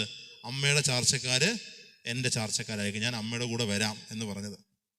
പ്രിയപ്പെട്ടവർ, അങ്ങനെ ഈ അമ്മയുടെ പിറകെ പോകുന്ന ഒരു പെൺകുട്ടി, അതാണ് ഈ റൂത്ത്. അങ്ങനെ അമ്മയുടെ കൂടെ പോയി അവള് ബെത്ലഹേമിലെത്തി. അവിടെ ചെന്ന് കഴിഞ്ഞപ്പോൾ ആളുകളൊക്കെ ഈ നവോമിയെ കണ്ടപ്പോൾ ഭയങ്കര വിസ്മയമായി. അത് നമ്മൾ 19 മുതലുള്ള വാക്യങ്ങൾ, 1-ാം അധ്യായത്തിൻ്റെ 19 മുതലുള്ള വാക്യങ്ങൾ നമ്മൾ കാണുകയാണ്. ആൾക്കാർക്കെല്ലാം നവോമി 10 വർഷത്തിന് ശേഷം നവോമി തിരിച്ചു വന്നപ്പോൾ ആളുകളൊക്കെ പറഞ്ഞു, അയ്യോ നവോമിയല്ലേ വന്നിരിക്കുന്നത്. നവോമിയെ കണ്ടിട്ട് എല്ലാവർക്കും അത്ഭുതമായി. അപ്പം നവോമി ഒരു കാര്യം പറഞ്ഞു. നവോമി എന്താ പറഞ്ഞത്? 20-ാമത്തെ വാക്യം, അവൾ പറഞ്ഞു, എന്നെ നവോമി എന്നല്ല മാറ എന്നാണ് വിളിക്കേണ്ടത്. മാറ എന്ന് പറഞ്ഞാൽ എന്താ? സങ്കടം, ദുഃഖം എന്നൊക്കെയാ പേരിൻ്റെ അർത്ഥം. നവോമി എന്ന് പറഞ്ഞാൽ എന്താ?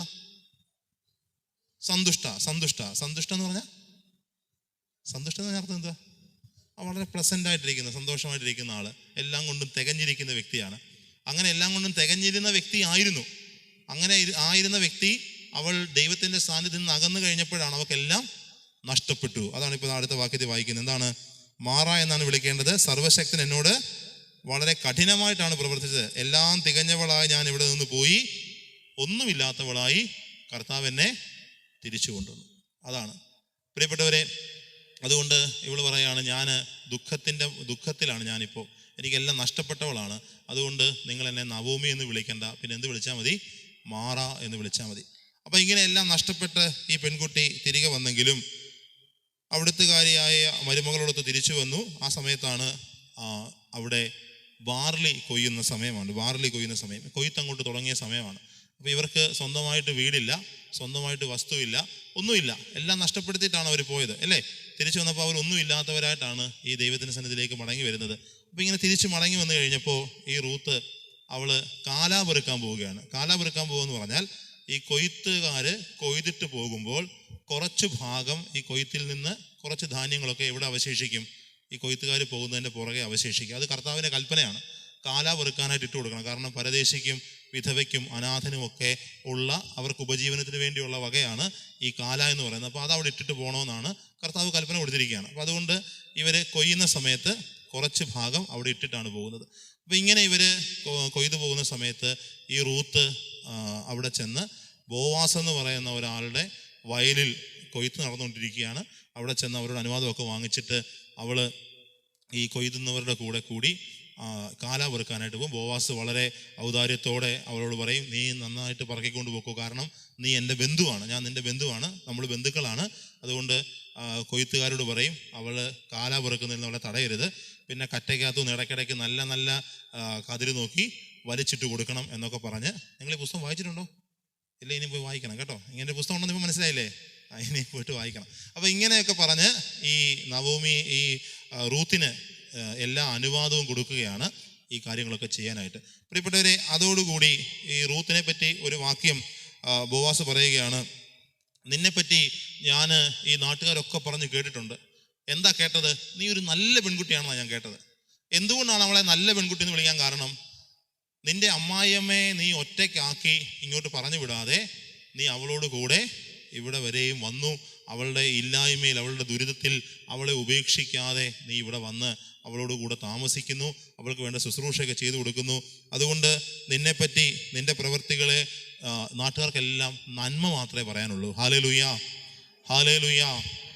പ്രിയപ്പെട്ടവർ, ഇവിടെ റൂത്ത് നമുക്ക് നൽകുന്ന രണ്ടാമത്തെ ഒരു പാഠമുണ്ട്. അതായത് ഈ മാതാപിതാക്കളോട് നാം പുലർത്തേണ്ട കടമകൾ, ഉത്തരവാദിത്തങ്ങൾ, നമ്മുടെ ജീവിതത്തിൽ നന്മയുണ്ടാകുന്നത്. ഈ റൂത്ത് എന്ന് പറയുന്ന പെൺകുട്ടി ശരിക്കും ഈ ബോവാസിനെ വിവാഹം കഴിച്ചു കഴിയുമ്പോൾ യേശു ക്രിസ്തുവിൻ്റെ ഒരു വല്യമ്മച്ചിയാണ് റൂത്ത്, അല്ലേ? ഞങ്ങൾ മത്തായിയുടെ സുവിശേഷത്തിൽ വംശാവലി വായിക്കുമ്പോൾ നമുക്കറിയാം, അല്ലേ? ബോവാസ്, പിന്നെ ബോവാസിൽ നിന്ന് ആരാണ് ഉണ്ടാകുന്നത്? ഓബദ്, അല്ലേ? പിന്നെ ആരാണ്? ജസ്സയിൽ നിന്ന് ദാവീദ്. അപ്പോൾ ദാവീദിൻ്റെ വല്യമ്മച്ചിയായിട്ട് മാറുന്നത് ആരാണ്? ഈ റൂത്ത് എന്ന് പറയുന്ന പെൺകുട്ടിയാണ്. റൂത്ത് ശരിക്കും ഇസ്രായേൽക്കാരി അല്ല, അവളൊരു മോവാബി സ്ത്രീയാണ്. അവൾ അത്ര നല്ല ഒരു പൈതൃകം അവകാശപ്പെടാൻ പറ്റുന്ന ഒരാളല്ല. വലിയ വംശശുദ്ധിയോ കുടുംബ പാരമ്പര്യമോ ഒന്നും ഇല്ലാത്ത ഒരു പെൺകുട്ടിയാണ്. എന്നാൽ അവളുടെ ജീവിതം ഇത്രമേൽ നന്മ നിറഞ്ഞതായി തീർന്നത് എങ്ങനെയാണ്? അവൾ ഒറ്റ കാര്യം ചെയ്തു. എന്താ ചെയ്തത്? അവൾ അവളുടെ അമ്മായിയമ്മയെ സ്നേഹിച്ചു, ബഹുമാനിച്ചു, വിട്ടുപിരിയാതെ നിന്നു. അപ്പോൾ മാതാപിതാക്കളോട് നമ്മൾ ചെയ്യേണ്ട ചില കടമകളുണ്ട്. ഈ കാലത്ത് നമ്മൾ ഏറ്റവും കൂടുതൽ വിസ്മരിക്കുന്ന ഒരു കാര്യം മാതാപിതാക്കളോട് ചെയ്യേണ്ട കടമയാണ്. അപ്പോൾ ഈ അമ്മയെ സ്നേഹിച്ചത് കൊണ്ടാണ് ഇവളുടെ ജീവിതം ഇന്നും നമ്മൾ ഇന്ന് ഈ ദേവാലയത്തിലിരുന്ന് ഈ സന്ധ്യയിൽ ഈ റൂത്ത് എന്ന് പറയുന്ന ഒരു പെൺകുട്ടിയുടെ പേര് ഓർക്കുകയും അവളുടെ ജീവിതത്തിലെ ദൈവാനുഭവത്തെയൊക്കെ ധ്യാനിക്കുകയും ചെയ്യുന്നതിന് കാരണം വചനം പറയുകയാണ്, നീ ഭൂമിയിൽ ദീർഘകാലം ജീവിക്കേണ്ടതിന് നിന്റെ പിതാവിനെയും മാതാവിനെയും ബഹുമാനിക്കുക. അതുകൊണ്ടാണ് റൂത്ത് ഇന്നും ഈ ലോകത്തിൽ നമ്മളിലൂടെയൊക്കെ ഈ റൂത്ത് ഇന്നും ജീവിക്കുന്നത്, ഇന്നും അവൾ അനുസ്മരിക്കപ്പെടുന്നതിന് കാരണം അവൾ ഈ പിതാവിനെയും മാതാവിനെയും ബഹുമാനിച്ചത് കൊണ്ടാണ്. സുഭാഷിതങ്ങളുടെ പുസ്തകം 20-ാം അധ്യായത്തിന്റെ 20-ാമത്തെ വാക്യം ഒന്ന് വായിക്കാമോ? സുഭാഷിതങ്ങൾ 20:20.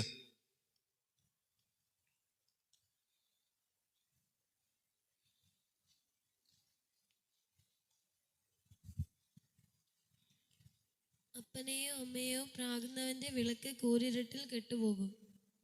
എന്താ മോളെ? അപ്പനെ വായിച്ചാണോ? അപ്പനെയോ അമ്മയോ പ്രാകുന്നവന്റെ വിളക്ക് കൂരിരുട്ടിൽ കെട്ടുപോകും. വിളക്ക് കൂരിരുട്ടിൽ കെട്ടുപോകും. അതായത് കൂരിരുട്ടിൽ ഒരു വിളക്കം കൊണ്ട് പോവുകയാണ്. അത് കെട്ടുന്ന കഴിഞ്ഞാൽ അവൻ്റെ ജീവിതം തീർന്നെന്ന് അതിൻ്റെ അർത്ഥം. അപ്പോൾ അതുകൊണ്ട് അപ്പനെയും അമ്മയും ബഹുമാനിക്കണം എന്നുള്ളത് കർത്താവ് നമ്മോട് ആവർത്തിച്ച് ആവശ്യപ്പെടുന്ന കാര്യമാണ്. പ്രഭാഷകന്റെ പുസ്തകം 3-ാം അധ്യായത്തിന്റെ ആ തലക്കെട്ട് തന്നെ മാതാപിതാക്കന്മാരുള്ള കടമകൾ എന്നാണ്. പ്രഭാഷകന്റെ പുസ്തകം 3-ാം അധ്യായം വായിക്കാമോ? 1-2 വാക്യം പെട്ടെന്ന് വായിച്ചു.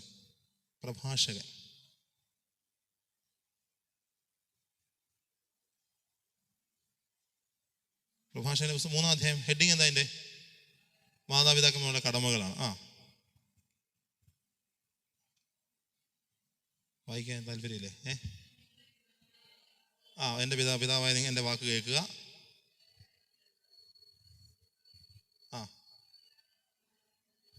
മക്കൾ പിതാവിനെ ബഹുമാനിക്കണമെന്ന് കർത്താവ് ആഗ്രഹിക്കുന്നു. പുത്രന്മാരുടെ മേൽ അമ്മയ്ക്കുള്ള അവകാശം ബാക്കി വീട്ടിൽ പോയി വായിക്കണം കേട്ടോ, വായിക്കണം. അതായത് മക്കള് മാതാപിതാക്കന്മാരെ ബഹുമാനിക്കണം. അവരുടെ മേൽ മാതാപിതാക്കൾക്ക് ഒരു അവകാശമുണ്ട്. അതുകൊണ്ട് കുഞ്ഞുങ്ങളെ മാതാപിതാക്കന്മാരെ ബഹുമാനിക്കണം. അപ്പനെയും അമ്മയും ആദരിക്കാതിരിക്കുന്നവൻ്റെ ആ വിളക്ക് കൂരിലിട്ട് കെട്ടുപോകും. സുഭാഷിതങ്ങൾ 30:17 ഒന്ന് വായിക്കാമോ? സുഭാഷിതങ്ങൾ 30:17.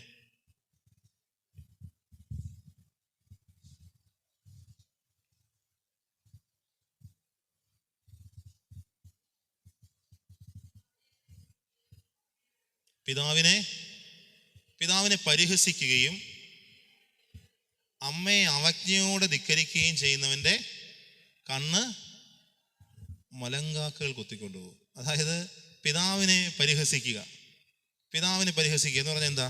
ഈ അപ്പനൊക്കെ എന്താണ് ഈ പറയുന്നത്? നമുക്ക് നമ്മുടെ ഒരു സ്റ്റാൻഡേർഡ് അനുസരിച്ച് അപ്പന്മാർ വളരുന്നില്ലെന്നുള്ളതാണ് മക്കളുടെ സങ്കടം, അല്ലേ? അപ്പം അത് അപ്പം പറയുന്ന അപ്പനെ പരിഹസിക്കുക. അത് അപ്പനെ കേൾക്കാതിരിക്കത്തില്ല, എവിടെയെങ്കിലുമൊക്കെ ഇരുന്ന്, അല്ലേ? അപ്പനെ പരിഹസിക്കുന്ന രീതികളുണ്ട്. അപ്പനെ പരിഹസിക്കുക. പിന്നെ അമ്മയെ അവജ്ഞയോടെ കാണുന്നു, അല്ലേ? അങ്ങനല്ലേ പറഞ്ഞേ? ഇല്ലേ, നിങ്ങൾ ബൈബിളിലല്ലേ അങ്ങനെ? അമ്മയെ അവജ്ഞയോടെ കാണുക എന്ന് പറഞ്ഞാൽ അമ്മയ്ക്ക് ഏത് കാലത്ത് അമ്മയൊക്കെ ജീവിക്കുന്നത്? അമ്മ പറയുന്ന കാര്യങ്ങളല്ലോ ഇന്നത്തെ കാര്യം നടപ്പുള്ളതാണോ? അപ്പം ഇങ്ങനെ അമ്മമാരെ അവജ്ഞയോടെ കാണുക, അപ്പന്മാരെ പരിഹസിക്കുക, അങ്ങനെ ചെയ്യുന്നവരുടെ കണ്ണുകൾ മലങ്കാക്കകൾ കുത്തിക്കൊണ്ടു പോകുന്ന പറഞ്ഞത്. അതുകൊണ്ട് പ്രിയപ്പെട്ടവരെ, മാതാപിതാക്കന്മാരെ ബഹുമാനിക്കണം. കുഞ്ഞുങ്ങളെ മാതാപിതാക്കന്മാരെ ബഹുമാനിക്കണം എന്ന് പറഞ്ഞാൽ അവരെ പരിഹസിക്കരുത്, അവരെ അവജ്ഞയോടെ കാണരുത്, അവരെ അപമാനിക്കരുത്. ഇതൊക്കെയാണ് ബൈബിൾ പറയുന്നത്. വീണ്ടും നമ്മൾ സുഭാഷിതങ്ങളിൽ തന്നെ മറ്റൊരു വചനമുണ്ട്, 23-ാം അധ്യായത്തിൻ്റെ 22-ാമത്തെ വാക്യം. സുഭാഷിതങ്ങൾ 23:22.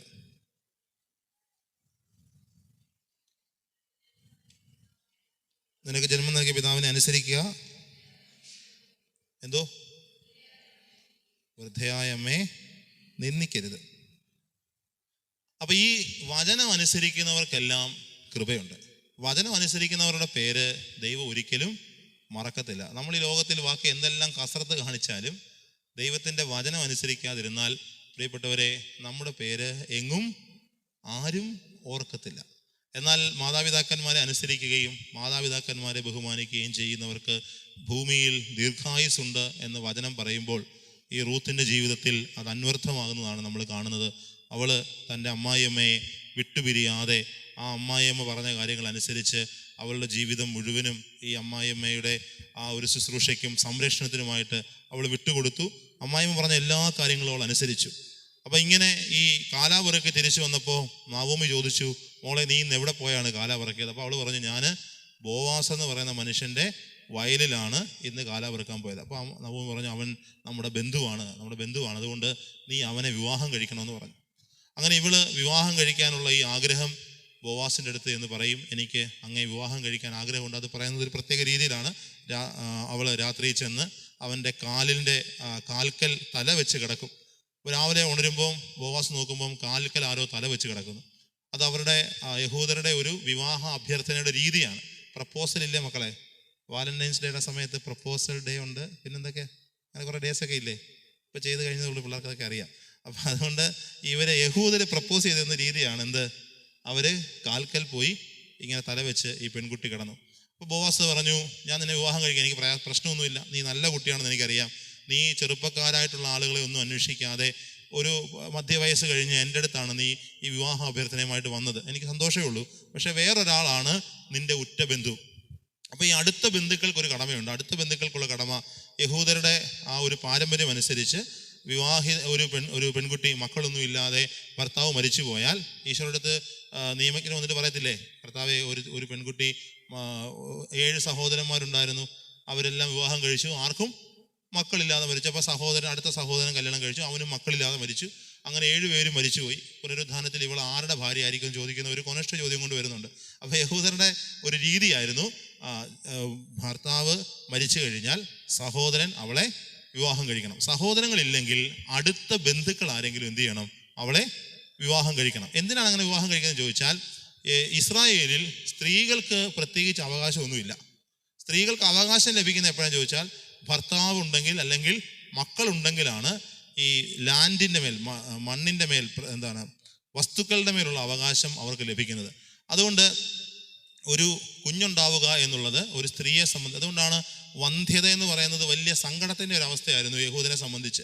അതുകൊണ്ടാണ് എലിസബത്ത് പറയുന്നുണ്ട്, മനുഷ്യരുടെ മുമ്പിൽ എനിക്കുണ്ടായിരുന്ന അപമാനം നീക്കിക്കളയാനായിട്ട് കർത്താവ് എന്നെ കടാക്ഷിച്ച് എനിക്കിത് ചെയ്തു തന്നിരിക്കുന്നു. ഇത് അതിൻ്റെ എല്ലാ പശ്ചാത്തലത്തിലാണ്. അപ്പോൾ ഇവിടെ ഈ റൂത്തിന് വിവാഹം കഴിക്കാനായിട്ട് ബോവാസിൻ്റെ അടുത്ത് ആഗ്രഹം ഉന്നയിക്കുന്നു. അതിൻ്റെ ഏറ്റവും ഒടുവിൽ ബോവാസ് റൂത്തിനെ കല്യാണം കഴിക്കുന്നു. അങ്ങനെ അവളുടെ ജീവിതം കുറെ കൂടി അനുഗ്രഹമാകുന്നു. അവൾക്ക് ഓബദ് എന്ന് പറയുന്ന ഈ കുഞ്ഞ് ജനിക്കുന്നു. ഇതാണ് ഈ റൂത്തിൻ്റെ പുസ്തകത്തിലെ മുഴുവൻ പ്രതിപാദ്യ വിഷയം. അപ്പോൾ ഇവിടെ നമ്മൾ ഒന്നാമതായിട്ട് കണ്ടത്, എലിമെലേക്ക് എന്ന് പറയുന്ന മനുഷ്യൻ ദൈവത്തിൽ നിന്ന് അകന്ന് മോവാബിലേക്ക് പോകുന്നു. അവിടേക്ക് പോയി കഴിഞ്ഞപ്പോൾ സംഭവിച്ചത് മുഴുവൻ അയാളുടെ ജീവിതത്തിൽ നഷ്ടങ്ങൾ മാത്രം, നവോമിയുടെ ജീവിതത്തിൽ നഷ്ടങ്ങൾ മാത്രമാണ് സംഭവിക്കുന്നത്. രണ്ടാമത് ഈ റൂത്ത് എന്ന് പറയുന്ന പെൺകുട്ടി, അവൾ വളരെ നല്ല സ്വഭാവശുദ്ധിയുള്ള ഒരു പെൺകുട്ടിയാണ്. അവളുടെ സ്വഭാവശുദ്ധിയുടെ ഏറ്റവും നല്ല അടയാളം അവൾ ഈ അമ്മ പറയുന്ന കാര്യങ്ങൾ അനുസരിച്ചിരുന്നു എന്നുള്ളതാണ്. മാതാപിതാക്കന്മാരെ അനുസരിക്കുകയും അവരെ ശുശ്രൂഷിക്കുകയും അവരുടെ വാർദ്ധക്യത്തിൽ അവരെ അനുധാവനം ചെയ്യുകയും ചെയ്യുമ്പോഴാണ് പ്രിയപ്പെട്ടവരെ നമുക്ക് ആവശ്യമാകുന്ന കൃപയും നന്മയും ലഭിക്കുന്നതെന്ന് ഈ റൂത്തിൻ്റെ ജീവിതം നമ്മളെ പഠിപ്പിക്കുകയാണ്. Hallelujah, hallelujah. അപ്പോൾ ഈ അമ്മ പറഞ്ഞ കാര്യം അനുസരിക്കാനായിട്ട് ഈ പെൺകുട്ടി തയ്യാറായപ്പോൾ അവളുടെ ജീവിതത്തിൽ അവൾ പോലും പ്രതീക്ഷിക്കാത്ത രീതിയിലുള്ള നന്മ അവൾക്ക് കൈവരികയാണ്. അമ്മ പറഞ്ഞ ഒരു കാര്യം അനുസരിക്കാനായിട്ട് തയ്യാറായി. അപ്പോൾ ദൈവികമായ ഒരു സംവിധാനത്തിൽ ദൈവിക നിയമങ്ങൾ അനുസരിക്കുമ്പോഴാണ്, ദൈവത്തിൻ്റെ കൽപ്പനയാണ് നീ മാതാപിതാക്കന്മാരെ ബഹുമാനിക്കണം എന്നുള്ളത് ദൈവം തന്നിട്ടുള്ള കൽപ്പനയാണ്. അപ്പോൾ നമ്മൾ വിചാരിക്കുന്ന ഇന്നത്തെ കാലത്ത് ഈ ദൈവത്തിൻ്റെ കൽപ്പനയൊക്കെ അനുസരിക്കാൻ നമ്മളെ കൊണ്ട് പറ്റുമോ? അനുസരിക്കേണ്ട കാര്യമുണ്ടോ? ഇതൊക്കെ കാലഹരണപ്പെട്ടു പോയ കാര്യങ്ങളല്ലേ.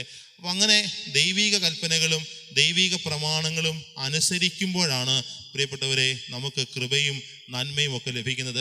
അപ്പോൾ ഈ നോമ്പ് കാലത്ത് നമ്മൾ ഒന്നാമതായിട്ട് ഈ ഒരു നന്മ, അനുസരണം എന്ന് പറയുന്ന ഒരു നന്മ പരിശീലിക്കണമെന്ന് റൂത്തിൻ്റെ ജീവിതം നമ്മളെ പഠിപ്പിക്കുകയാണ്. ആദ്യ മാതാപിതാക്കൾ ചെയ്ത പാപം എന്താണ്? ആദ്യ മാതാപിതാക്കൾ ചെയ്ത പാപം അനുസരണക്കേടിൻ്റെ പാപമാണ്. കർത്താവ് അവർക്കൊരു കൽപ്പന കൊടുത്തു. എന്താണ് കൽപ്പന? ദൈവം കൊടുത്ത കൽപ്പന എന്താണ്? നിങ്ങൾ തോട്ടത്തിൻ്റെ നടുവിൽ നിൽക്കുന്ന വൃക്ഷത്തിൻ്റെ ഫലം തിന്നരുത്, തൊടുക പോലും അരുത്. അങ്ങനെയല്ലേ പറഞ്ഞേക്കുന്നത്? ആണോ? സംശയം ഉണ്ടെങ്കിൽ ബൈബിൾ എടുത്ത് നോക്കണം. ഉണ്ടോ? തിന്നരുതെന്നല്ല, തൊടുക പോലും അരുതെന്നാണ് പറഞ്ഞത്. തൊടുക പോലും അരുത്. ആ വൃക്ഷത്തിന്റെ പ്രത്യേകത എന്താണ്? അത് നന്മ തിന്മകളെ കുറിച്ചുള്ള അറിവിന്റെ വൃക്ഷമാണ്. നന്മ തിന്മകളെ കുറിച്ചുള്ള അറിവിന്റെ വൃക്ഷത്തിൽ നിന്ന് തിന്നരുതെന്ന് ദൈവം പറഞ്ഞതിന്റെ അർത്ഥം എന്താണ്? നന്മയും തിന്മയും നമ്മൾ തീരുമാനിക്കാൻ തുടങ്ങിയാൽ അവിടെ എന്തുണ്ടാവും? ഈ ന്യായാധിപന്മാരുടെ കാലത്തുണ്ടായതുപോലെ അരാജകത്വം ഉണ്ടാകും. അരാജകത്വം ഉണ്ടാകും എന്ന് പറഞ്ഞാൽ, എനിക്ക് നന്മയെന്ന് തോന്നുന്നതാണോ നിങ്ങൾക്ക് നന്മ? നമ്മുടെയൊക്കെ വീട്ടിൽ വഴക്കുണ്ടാകുന്നത് എന്തുകൊണ്ടാണ്? അപ്പന് നന്മയാണെന്ന് തോന്നുന്നത് അമ്മയ്ക്ക് നന്മയായിട്ട് തോന്നാത്തത് കൊണ്ടാണ്. അപ്പോൾ നന്മയും തിന്മയും വിവേചിച്ചറിയാനുള്ള അനുവാദം നമുക്കില്ല. അപ്പോൾ ഈ ഒരു അനുസരണക്കേട് കാണിച്ചത് വഴിയായിട്ടാണ് അവർക്ക് പറുദീസ നഷ്ടമായത്. ഈശോയെ പറ്റി പറയുന്നത് എന്താണ്? ഈശോ ഏറ്റവും കൂടുതൽ ഈശോയിൽ നിലനിന്നിരുന്ന ആ പുണ്യം അനുസരണമാണ്. അതുകൊണ്ട് ഫിലിപ്പി ലേഖനത്തിന്റെ 2-ാം അധ്യായത്തിൽ കർത്താവിനെ പറ്റി പൗലോസ് ശ്ലീഹ പറയുന്നുണ്ട്. ഫിലിപ്പി ലേഖനം 2-ാം അധ്യായം എടുക്കാമോ?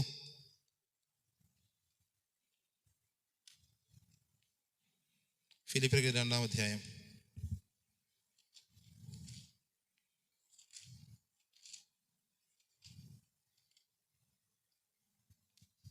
അതിന്റെ ഹെഡിങ് എന്താ? തന്നെ തന്നെ ശൂന്യനാക്കിയ ക്രിസ്തു. അതാണ്. അതിന് 4 മുതലുള്ള വാക്യങ്ങൾ വായിച്ചേ. മറിച്ച് മറ്റൊരു താല്പര്യവും പരിഗണിക്കണം. യേശുക്രിസ്തു ഉണ്ടായിരുന്ന മനോഭാവം നിങ്ങളിലും ഉണ്ടാകട്ടെ. എന്താണ് ആ മനോഭാവം? ദൈവത്തിൻ്റെ രൂപത്തിലായിരുന്നെങ്കിലും ദൈവവുമായുള്ള സമാനത നിലനിർത്തേണ്ട ഒരു കാര്യമായി പരിഗണിച്ചില്ല. തന്നെ തന്നെ ശൂന്യനാക്കിക്കൊണ്ട് ദാസന്റെ രൂപം സ്വീകരിച്ച് മനുഷ്യ ആയിത്തീർന്ന് ആകൃതിയിൽ മനുഷ്യനെ പോലെ കാണപ്പെട്ടു. മരണം വരെ, അതേ കുരിശു മരണം വരെ അനുസരണമുള്ളവനായി. അപ്പോൾ ഈ കുരിശു മരണത്തിൽ എന്താണ്? ഈശോയുടെ അനുസരണമാണ് വെളിപ്പെട്ടത്. പ്രിയപ്പെട്ടവർ, അനുസരിക്കുന്നവർക്ക് മാത്രമാണ് മഹത്വം ഉണ്ടാകുന്നത്. Hallelujah, hallelujah. അനുസരിക്കുന്നവർക്ക് മാത്രമാണ് മഹത്വം ഉണ്ടാകുന്നത്. അനുസരണത്തിലാണ് ദൈവത്തിൻ്റെ കൃപ വെളിപ്പെടുന്നത്. ഇവിടെ റൂത്ത് നവോമി എന്ന് പറയുന്ന അവളുടെ അമ്മയെ അനുസരിക്കാൻ തയ്യാറായപ്പോഴാണ് അവളുടെ ജീവിതത്തിൽ അനുഗ്രഹവും കൃപയും ലഭിക്കുന്നത്. അവളുടെ ജീവിതം കുറെ കൂടി മെച്ചപ്പെട്ട ജീവിതമായി മാറുന്നതും അവളുടെ ജീവിതത്തിൽ ദൈവിക നന്മകൾ നിലനിൽക്കാൻ ഇടയാകുന്നതും. ഇത് നമ്മൾ ഹെബ്രായ ലേഖനത്തിൻ്റെ 2-ാം അധ്യായം, ഹെബ്രായ ലേഖനത്തിൻ്റെ 2-ാം അധ്യായത്തിലേക്ക് നമ്മൾ വരുമ്പോൾ 1 മുതലുള്ള വാക്യങ്ങൾ വായിക്കാമോ?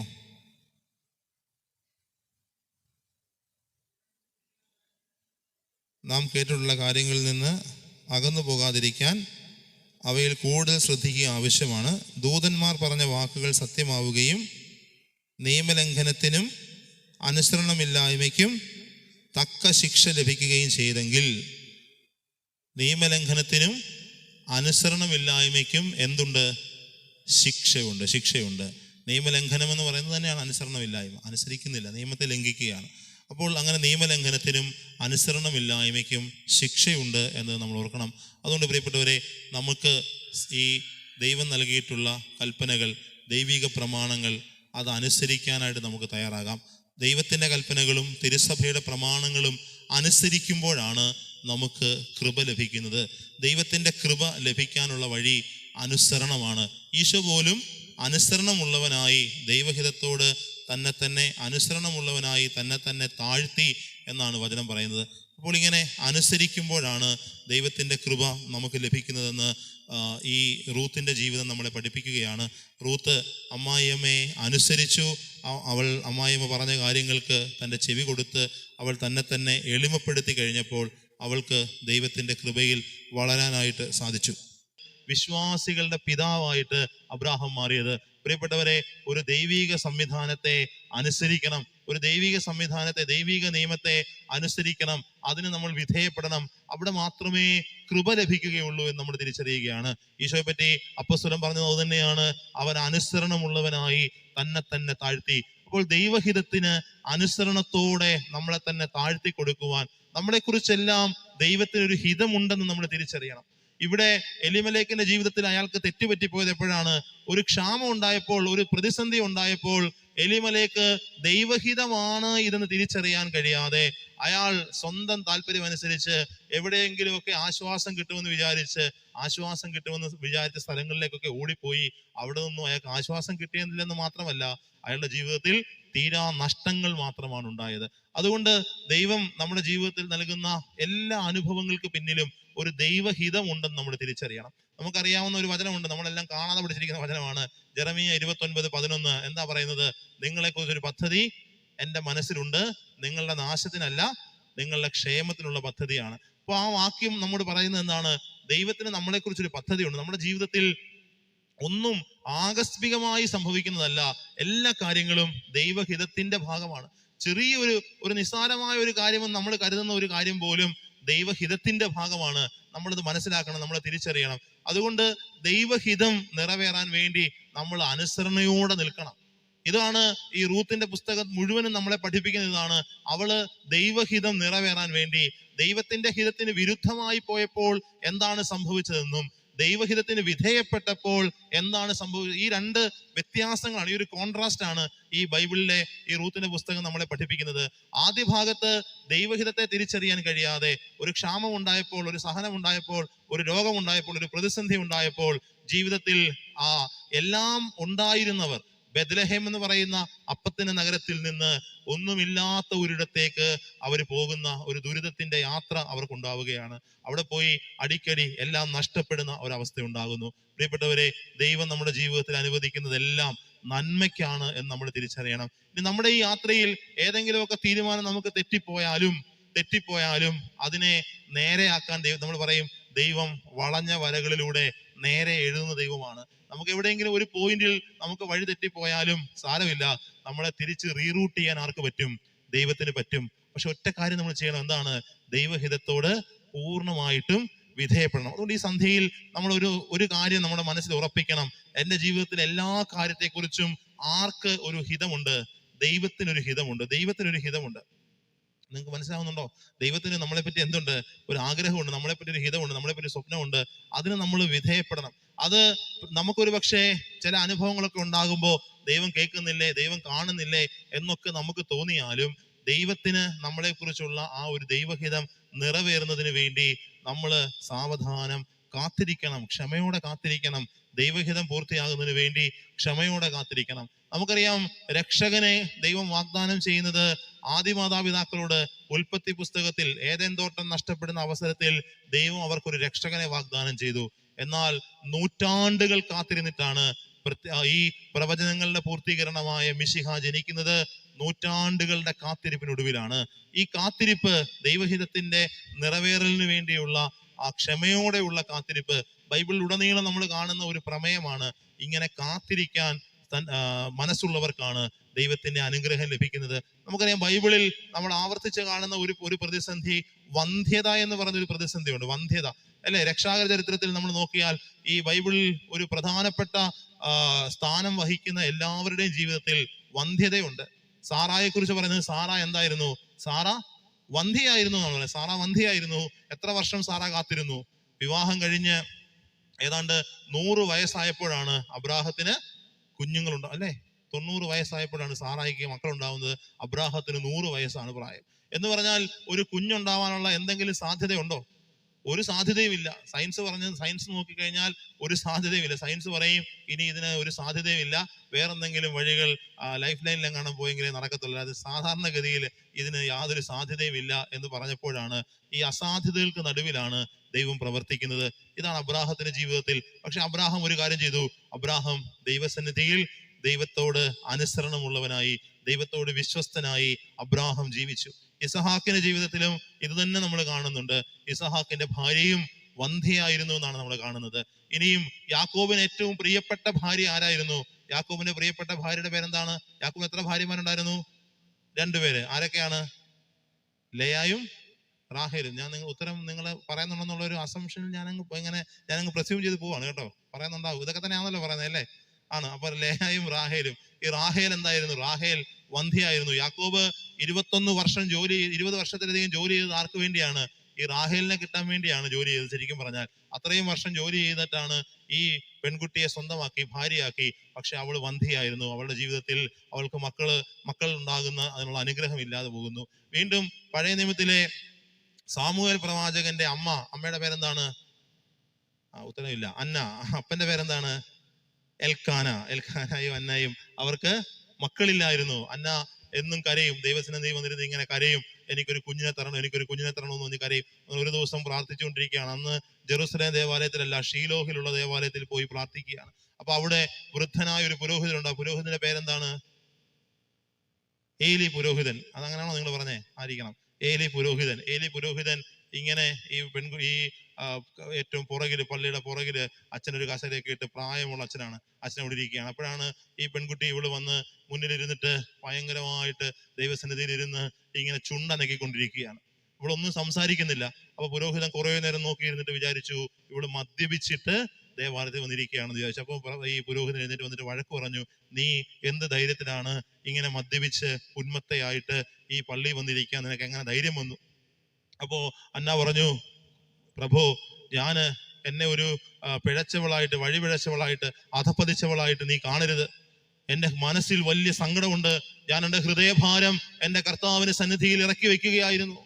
അത് ഇവളുടെ സങ്കടഭാരം കൊണ്ട് എനിക്ക് എൻ്റെ വാക്കുകൾ പുറത്തേക്ക് വരുന്നില്ല. ഹൃദയത്തിൽ എനിക്ക് അതുപോലെ വേദനയുണ്ട്. അങ്ങനെ ദൈവസന്നിധിയിൽ ഈ അമ്മ കരഞ്ഞത് ദൈവം കേട്ടത് കൊണ്ടാണ്. അവൾക്ക് ഒരു കുഞ്ഞിനെ ദൈവം കൊടുത്തു. ദൈവം അവളുടെ കണ്ണീര് അവളുടെ നിലവിളി കേട്ട് അവൾക്ക് കൊടുത്ത കുഞ്ഞാണ് സാമുവേൽ. അപ്പോൾ സാമുവേലിന്റെ അമ്മ ഹന്ന വന്ധിയായിരുന്നു എന്ന് നമ്മൾ കാണുകയാണ്. വീണ്ടും നമ്മള് പുതിയ നിയമത്തിലേക്ക് കടന്നു വരുമ്പോൾ പഴയ നിയമത്തിൽ തന്നെ സാംസന്റെ മാതാപിതാക്കൾ വന്ധ്യരായിരുന്നു. വീണ്ടും അങ്ങനെ അനേകം കഥാപാത്രങ്ങൾ ഈ രക്ഷാകര ചരിത്രത്തിന്റെ പ്രധാന ഭാഗത്ത് നിൽക്കുന്ന എല്ലാവരുടെയും ജീവിതത്തിൽ ഈ വന്ധ്യത എന്ന് പറയുന്ന ഒരു കാര്യമുണ്ട്. വീണ്ടും പാരമ്പര്യം പറയുന്നത് പരിശുദ്ധ കന്യകാ മാതാവിന്റെ മാതാപിതാക്കൾ അവരും വന്ധ്യരായിരുന്നു. പ്രായാധിക്യത്തിൽ ജനിച്ച കുഞ്ഞാണ് പരിശുദ്ധ അമ്മ. അതുകൊണ്ട് ഈ കുഞ്ഞ് ജനിച്ചപ്പോൾ തന്നെ ജനിച്ച് കുറച്ച് നാളുകൾക്കുള്ളിൽ ഈ മാതാപിതാക്കളെ നഷ്ടപ്പെട്ടത് കൊണ്ട് അവൾ അനാഥയായിട്ട് ദേവാലയത്തിലാണ് പരിശുദ്ധ കന്യകാ മറിയം വളർന്നത് എന്നാണ് പാരമ്പര്യം പറയുന്നത്. അതുപോലെ തന്നെ സക്കറിയായുടെയും എലിസബത്തിന്റെയും കാര്യം നമുക്കറിയാം. യേശുവിന്റെ മുന്നോടിയായ യോഹന്നാൻ അവന്റെ മാതാപിതാക്കളും വന്ധ്യരായിരുന്നു. അവർക്ക് മക്കളുണ്ടായിരുന്നില്ല. പ്രിയപ്പെട്ടവരെ, എന്നാൽ ഇവരൊക്കെ ഈ വന്ധ്യതയുടെ അവസരത്തിലും ദൈവഹിതം നിറവേറുന്നതിന് വേണ്ടി ക്ഷമയോടെ കാത്തിരുന്നു. ഇതാണ് ഞാൻ പറയാൻ ആഗ്രഹിച്ചത്. അവർ ക്ഷമയോടെ കാത്തിരുന്നു. അവരാ ദൈവഹിതത്തിന്റെ ആ പൂർത്തീകരണത്തിന് വേണ്ടി അവർ ക്ഷമയോടെ കാത്തിരുന്നത് കൊണ്ട് അവർക്ക് ഈ അനുഗ്രഹം. അപ്പോൾ കർത്താവിന്റെ കരത്തിന് കീഴെ അവർ ശാന്തമായി നിന്നു. ദൈവഹിതത്തിന് അവർ അനുസരിച്ചു. ദൈവഹിതത്തിന്റെ പൂർത്തീകരണത്തിന് അവർ കാത്തിരുന്നു. അങ്ങനെ കാത്തിരുന്നപ്പോൾ, അനുസരണത്തോടെ കാത്തിരുന്നപ്പോൾ അവരുടെ ജീവിതത്തിൽ വലിയ നന്മ അവർക്കുണ്ടാവുകയാണ്. ഹല്ലേലൂയ. അതുകൊണ്ട് നമ്മൾ ഇന്ന് നമ്മുടെ ജീവിതത്തിൽ പാലിക്കേണ്ട അടിസ്ഥാനപരമായ ഒരു പുണ്യം അനുസരണം എന്ന് പറയുന്ന പുണ്യമാണ്. നമുക്ക് നഷ്ടപ്പെട്ടുകൊണ്ടിരിക്കുന്നത് അനുസരണം എന്ന് പറയുന്ന പുണ്യം നമുക്ക് നഷ്ടപ്പെടുകയാണ്. കാരണം എന്താണ്? നമ്മളുടെ ഈ കാലഘട്ടത്തിൽ, പ്രത്യേകിച്ച് സത്യാനന്തര കാലത്ത് നമ്മൾ ജീവിക്കുമ്പോൾ, നമ്മൾ ദിവ്യമാണെന്ന് കരുതുന്നതിനെല്ലാം ചവിട്ടി മെതിക്കുന്ന ഒരു പ്രവണത ഇന്ന് സമൂഹത്തിൽ വളർന്നുകൊണ്ടിരിക്കുകയാണ്. ആർക്കും ആരെ പറ്റിയും എന്തും പറയാവുന്ന ഒരവസ്ഥയിലേക്ക് നമ്മൾ മാറുകയാണ്. ആർക്കും ആരെ പറ്റിയും എന്തും പറയാം, അല്ലേ? പണ്ട് നമ്മള് ഒരു പരദൂഷണമൊക്കെ പറയാൻ വേണ്ടി അയൽവക്കങ്ങളാണ് ഉപയോഗിച്ചിരുന്നതെങ്കിൽ ഇന്ന് നമുക്ക് ഫേസ്ബുക്കിനകത്ത് കയറിയിരുന്ന് എന്ത് പരദൂഷണോ ആരെ പറ്റിയും പറയാം. ഇൻസ്റ്റഗ്രാമില് കമന്റ് ഇട്ട് ആരെ പറ്റി നമുക്ക് എന്ത് വെറുപ്പിലും പറയാം. ആരെങ്കിലും ചോദിക്കാനുണ്ടോ? ഒന്നും ചോദിക്കാൻ ആരുമില്ല. നമുക്ക് എന്ത് വേണമെങ്കിലും, എന്ത് സത്യമില്ലാത്ത കാര്യവും എത്ര കള്ളത്തരമായിട്ടുള്ള കാര്യങ്ങളും നമുക്ക് ഇന്ന് പറയാനുള്ള ഒരവസ്ഥയുണ്ട്. അതുപോലെ തന്നെ ഇന്ന് നമ്മൾ ദൈവികമായി കരുതിയിരുന്ന കാര്യങ്ങൾ, നമ്മൾ ബഹുമാനത്തോടെ കരുതിയിരുന്ന കാര്യങ്ങളെയൊക്കെ ഇന്ന് പൊതുവിൽ ചവിട്ടി അരയ്ക്കപ്പെടുന്ന, വലിച്ചിഴക്കപ്പെടുന്ന, പൊതുസമൂഹത്തിൽ അപഹസിക്കുന്ന ഒരു രീതി, അത് കുടുംബങ്ങളിൽ നിന്ന് ആരംഭിച്ച് സമൂഹത്തിലും സഭയിലും എല്ലാം ഇന്ന് അത്തരത്തിലുള്ള ട്രെൻഡുകൾ വളർന്നു വന്നുകൊണ്ടിരിക്കുകയാണ്. അപ്പൊ പ്രിയപ്പെട്ടവരെ, ഇങ്ങനെയുള്ള ട്രെൻഡ്, ലോകത്തിൽ ഇങ്ങനെ പല ട്രെൻഡുകൾ ഉണ്ടാകും. എന്നാൽ നമ്മൾ ഈ ട്രെൻഡിനനുസരിച്ച് പോകേണ്ടവരല്ല. നമ്മൾ ദൈവഹിതത്തിനനുസരിച്ച് ജീവിക്കേണ്ടവരാണ്. ദൈവഹിതത്തിന് വേണ്ടി, ദൈവഹിതത്തിന്റെ പൂർത്തീകരണത്തിന് വേണ്ടി ക്ഷമയോടെ കാത്തിരിക്കണം എന്നുള്ളത് ഈ റൂത്തിന്റെ ജീവിതം നമ്മളെ പഠിപ്പിക്കുകയാണ്. നമ്മൾ ഈ ധ്യാന ചിന്തകളുടെ ഒരു സമാപനത്തിലേക്ക് നമ്മൾ വരികയാണ്. നമുക്ക് ഈ പുസ്തകത്തിൽ നിന്ന് ദൈവം നമ്മോട് സംസാരിക്കാൻ ആഗ്രഹിച്ച കാര്യങ്ങൾ ഒന്നുകൂടി നമുക്കൊന്ന് സംഗ്രഹിക്കാം. ദൈവത്തെ രാജാവായി കരുതിയിരുന്ന എലിമലേക്ക് ജീവിതത്തിൽ ഒരു പ്രശ്നം ഉണ്ടായപ്പോൾ ഈ രാജാവിനെ ആശ്രയിക്കാതെ അയാളുടെ സ്വന്തം ബുദ്ധിയെ ആശ്രയിച്ചു. അവിടെയോ ഇവിടെയൊക്കെ ഭക്ഷണം കിട്ടുമെന്ന് വിചാരിച്ച് ആ വിശപ്പുകളൊക്കെ ശമിപ്പിക്കാൻ ആ ലോകം നൽകുന്ന വിശപ്പ് ശമിപ്പിക്കാനുള്ള വഴികൾ അന്വേഷിച്ച് അയാൾ പോയി. ലോകത്തിന്റെ വഴികളിലൊക്കെ പോയപ്പോൾ അയാളെ കാത്തിരുന്നത് എന്താണ്? നാശമാണ്, മരണമാണ് അയാളെ കാത്തിരുന്നത്. അയാളുടെ മരണം മാത്രമല്ല, അയാളുടെ തലമുറ പോലും അന്യം നിന്നു പോകുന്ന ഒരു ദുരവസ്ഥയിലേക്ക് അയാളുടെ ജീവിതം നീങ്ങിപ്പോയി എന്നുള്ളത്.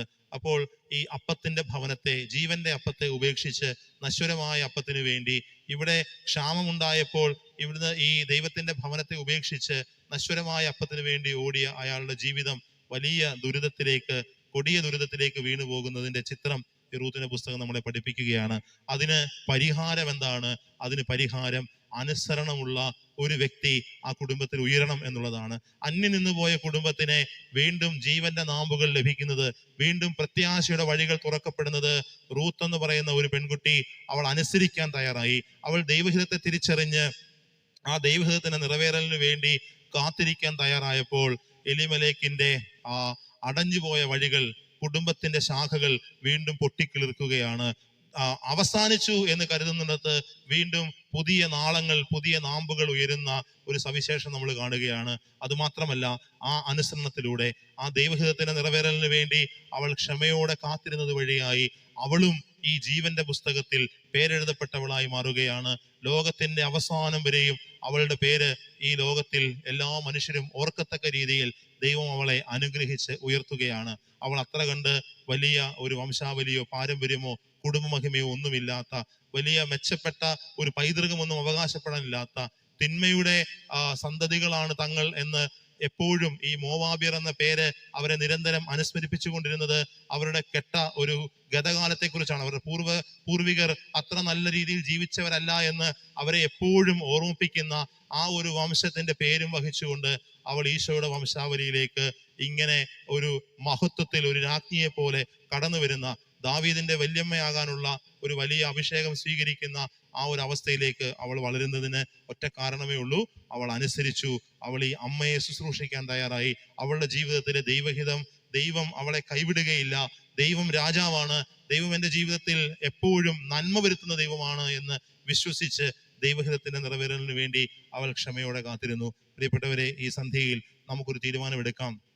ദൈവം നമ്മുടെ ജീവിതത്തിൽ ക്ഷാമകാലങ്ങൾ തന്നാലും ദൈവം നമ്മളെ ഒരിക്കലും ഉപേക്ഷിക്കുകയില്ല. നമ്മുടെ ജീവിതത്തെ പറ്റി ദൈവത്തിനൊരു ഹിതമുണ്ട്. ആ ദൈവഹിതം എന്താണെന്ന് വിവേചിച്ചറിയാനും ആ ദൈവഹിതത്തോട് അനുസരിക്കാൻ, ദൈവഹിതത്തെ അനുസരിക്കാനും പ്രത്യേകിച്ച് നമുക്കൊരു തീരുമാനമെടുക്കാം. ഈ സന്ധ്യയിൽ അങ്ങനെ ഒരു ബോധ്യമാണ് നമ്മൾ പുലർത്തേണ്ടത്. ഈ നോമ്പുകാലത്തുടനീളം ഈശോയുടെ ജീവിതത്തിലെ ഓരോ പുണ്യങ്ങളെ നാം അനുകരിക്കാൻ പരിശ്രമിക്കുമ്പോൾ, ഈശോ 40 ദിവസം ഉപവസിച്ചതുപോലെ നാമും ഈ ഉപവാസത്തിലൂടെ കടന്നു പോകുമ്പോൾ ഏതെങ്കിലുമൊക്കെ പുണ്യങ്ങൾ, ഈശോയിൽ നിലനിന്ന അനുസരണം എന്ന പുണ്യം, എപ്പോഴും ഏത് സാഹചര്യത്തിലും ദൈവഹിതത്തെ അനുസരിക്കുവാൻ, മാതാപിതാക്കളെ അനുസരിക്കുവാൻ ഈ സന്ധ്യയിൽ ദൈവം നമ്മെ ഓർമ്മിപ്പിക്കുകയാണ്. ആ ഒരു പുണ്യത്തിൽ വളരാനായിട്ടുള്ള ഒരു കൃപ പരിശുദ്ധാത്മാവ് നമുക്ക് നൽകട്ടെ. ദിവ്യകാരുണ്യ ആരാധനയിലേക്ക് നമ്മൾ പ്രവേശിക്കുമ്പോഴും ഈ ഒരു കൃപയ്ക്ക് വേണ്ടി പരിശുദ്ധ അമ്മയോട് ചേർന്ന്, ഇതാ ഞാൻ കർത്താവിന്റെ ദാസി, നിന്റെ ഹിതം എന്നിൽ നിറവേറട്ടെ, നിന്റെ വാക്ക് എന്നിൽ നിറവേറട്ടെ എന്ന് പറഞ്ഞ് അവൾ പ്രാർത്ഥിച്ചതുപോലെ ദൈവഹിതത്തിന് വിധേയപ്പെടാനായിട്ട് നമുക്ക് തയ്യാറാകാം. കർത്താവ് നമ്മെ അനുഗ്രഹിക്കട്ടെ.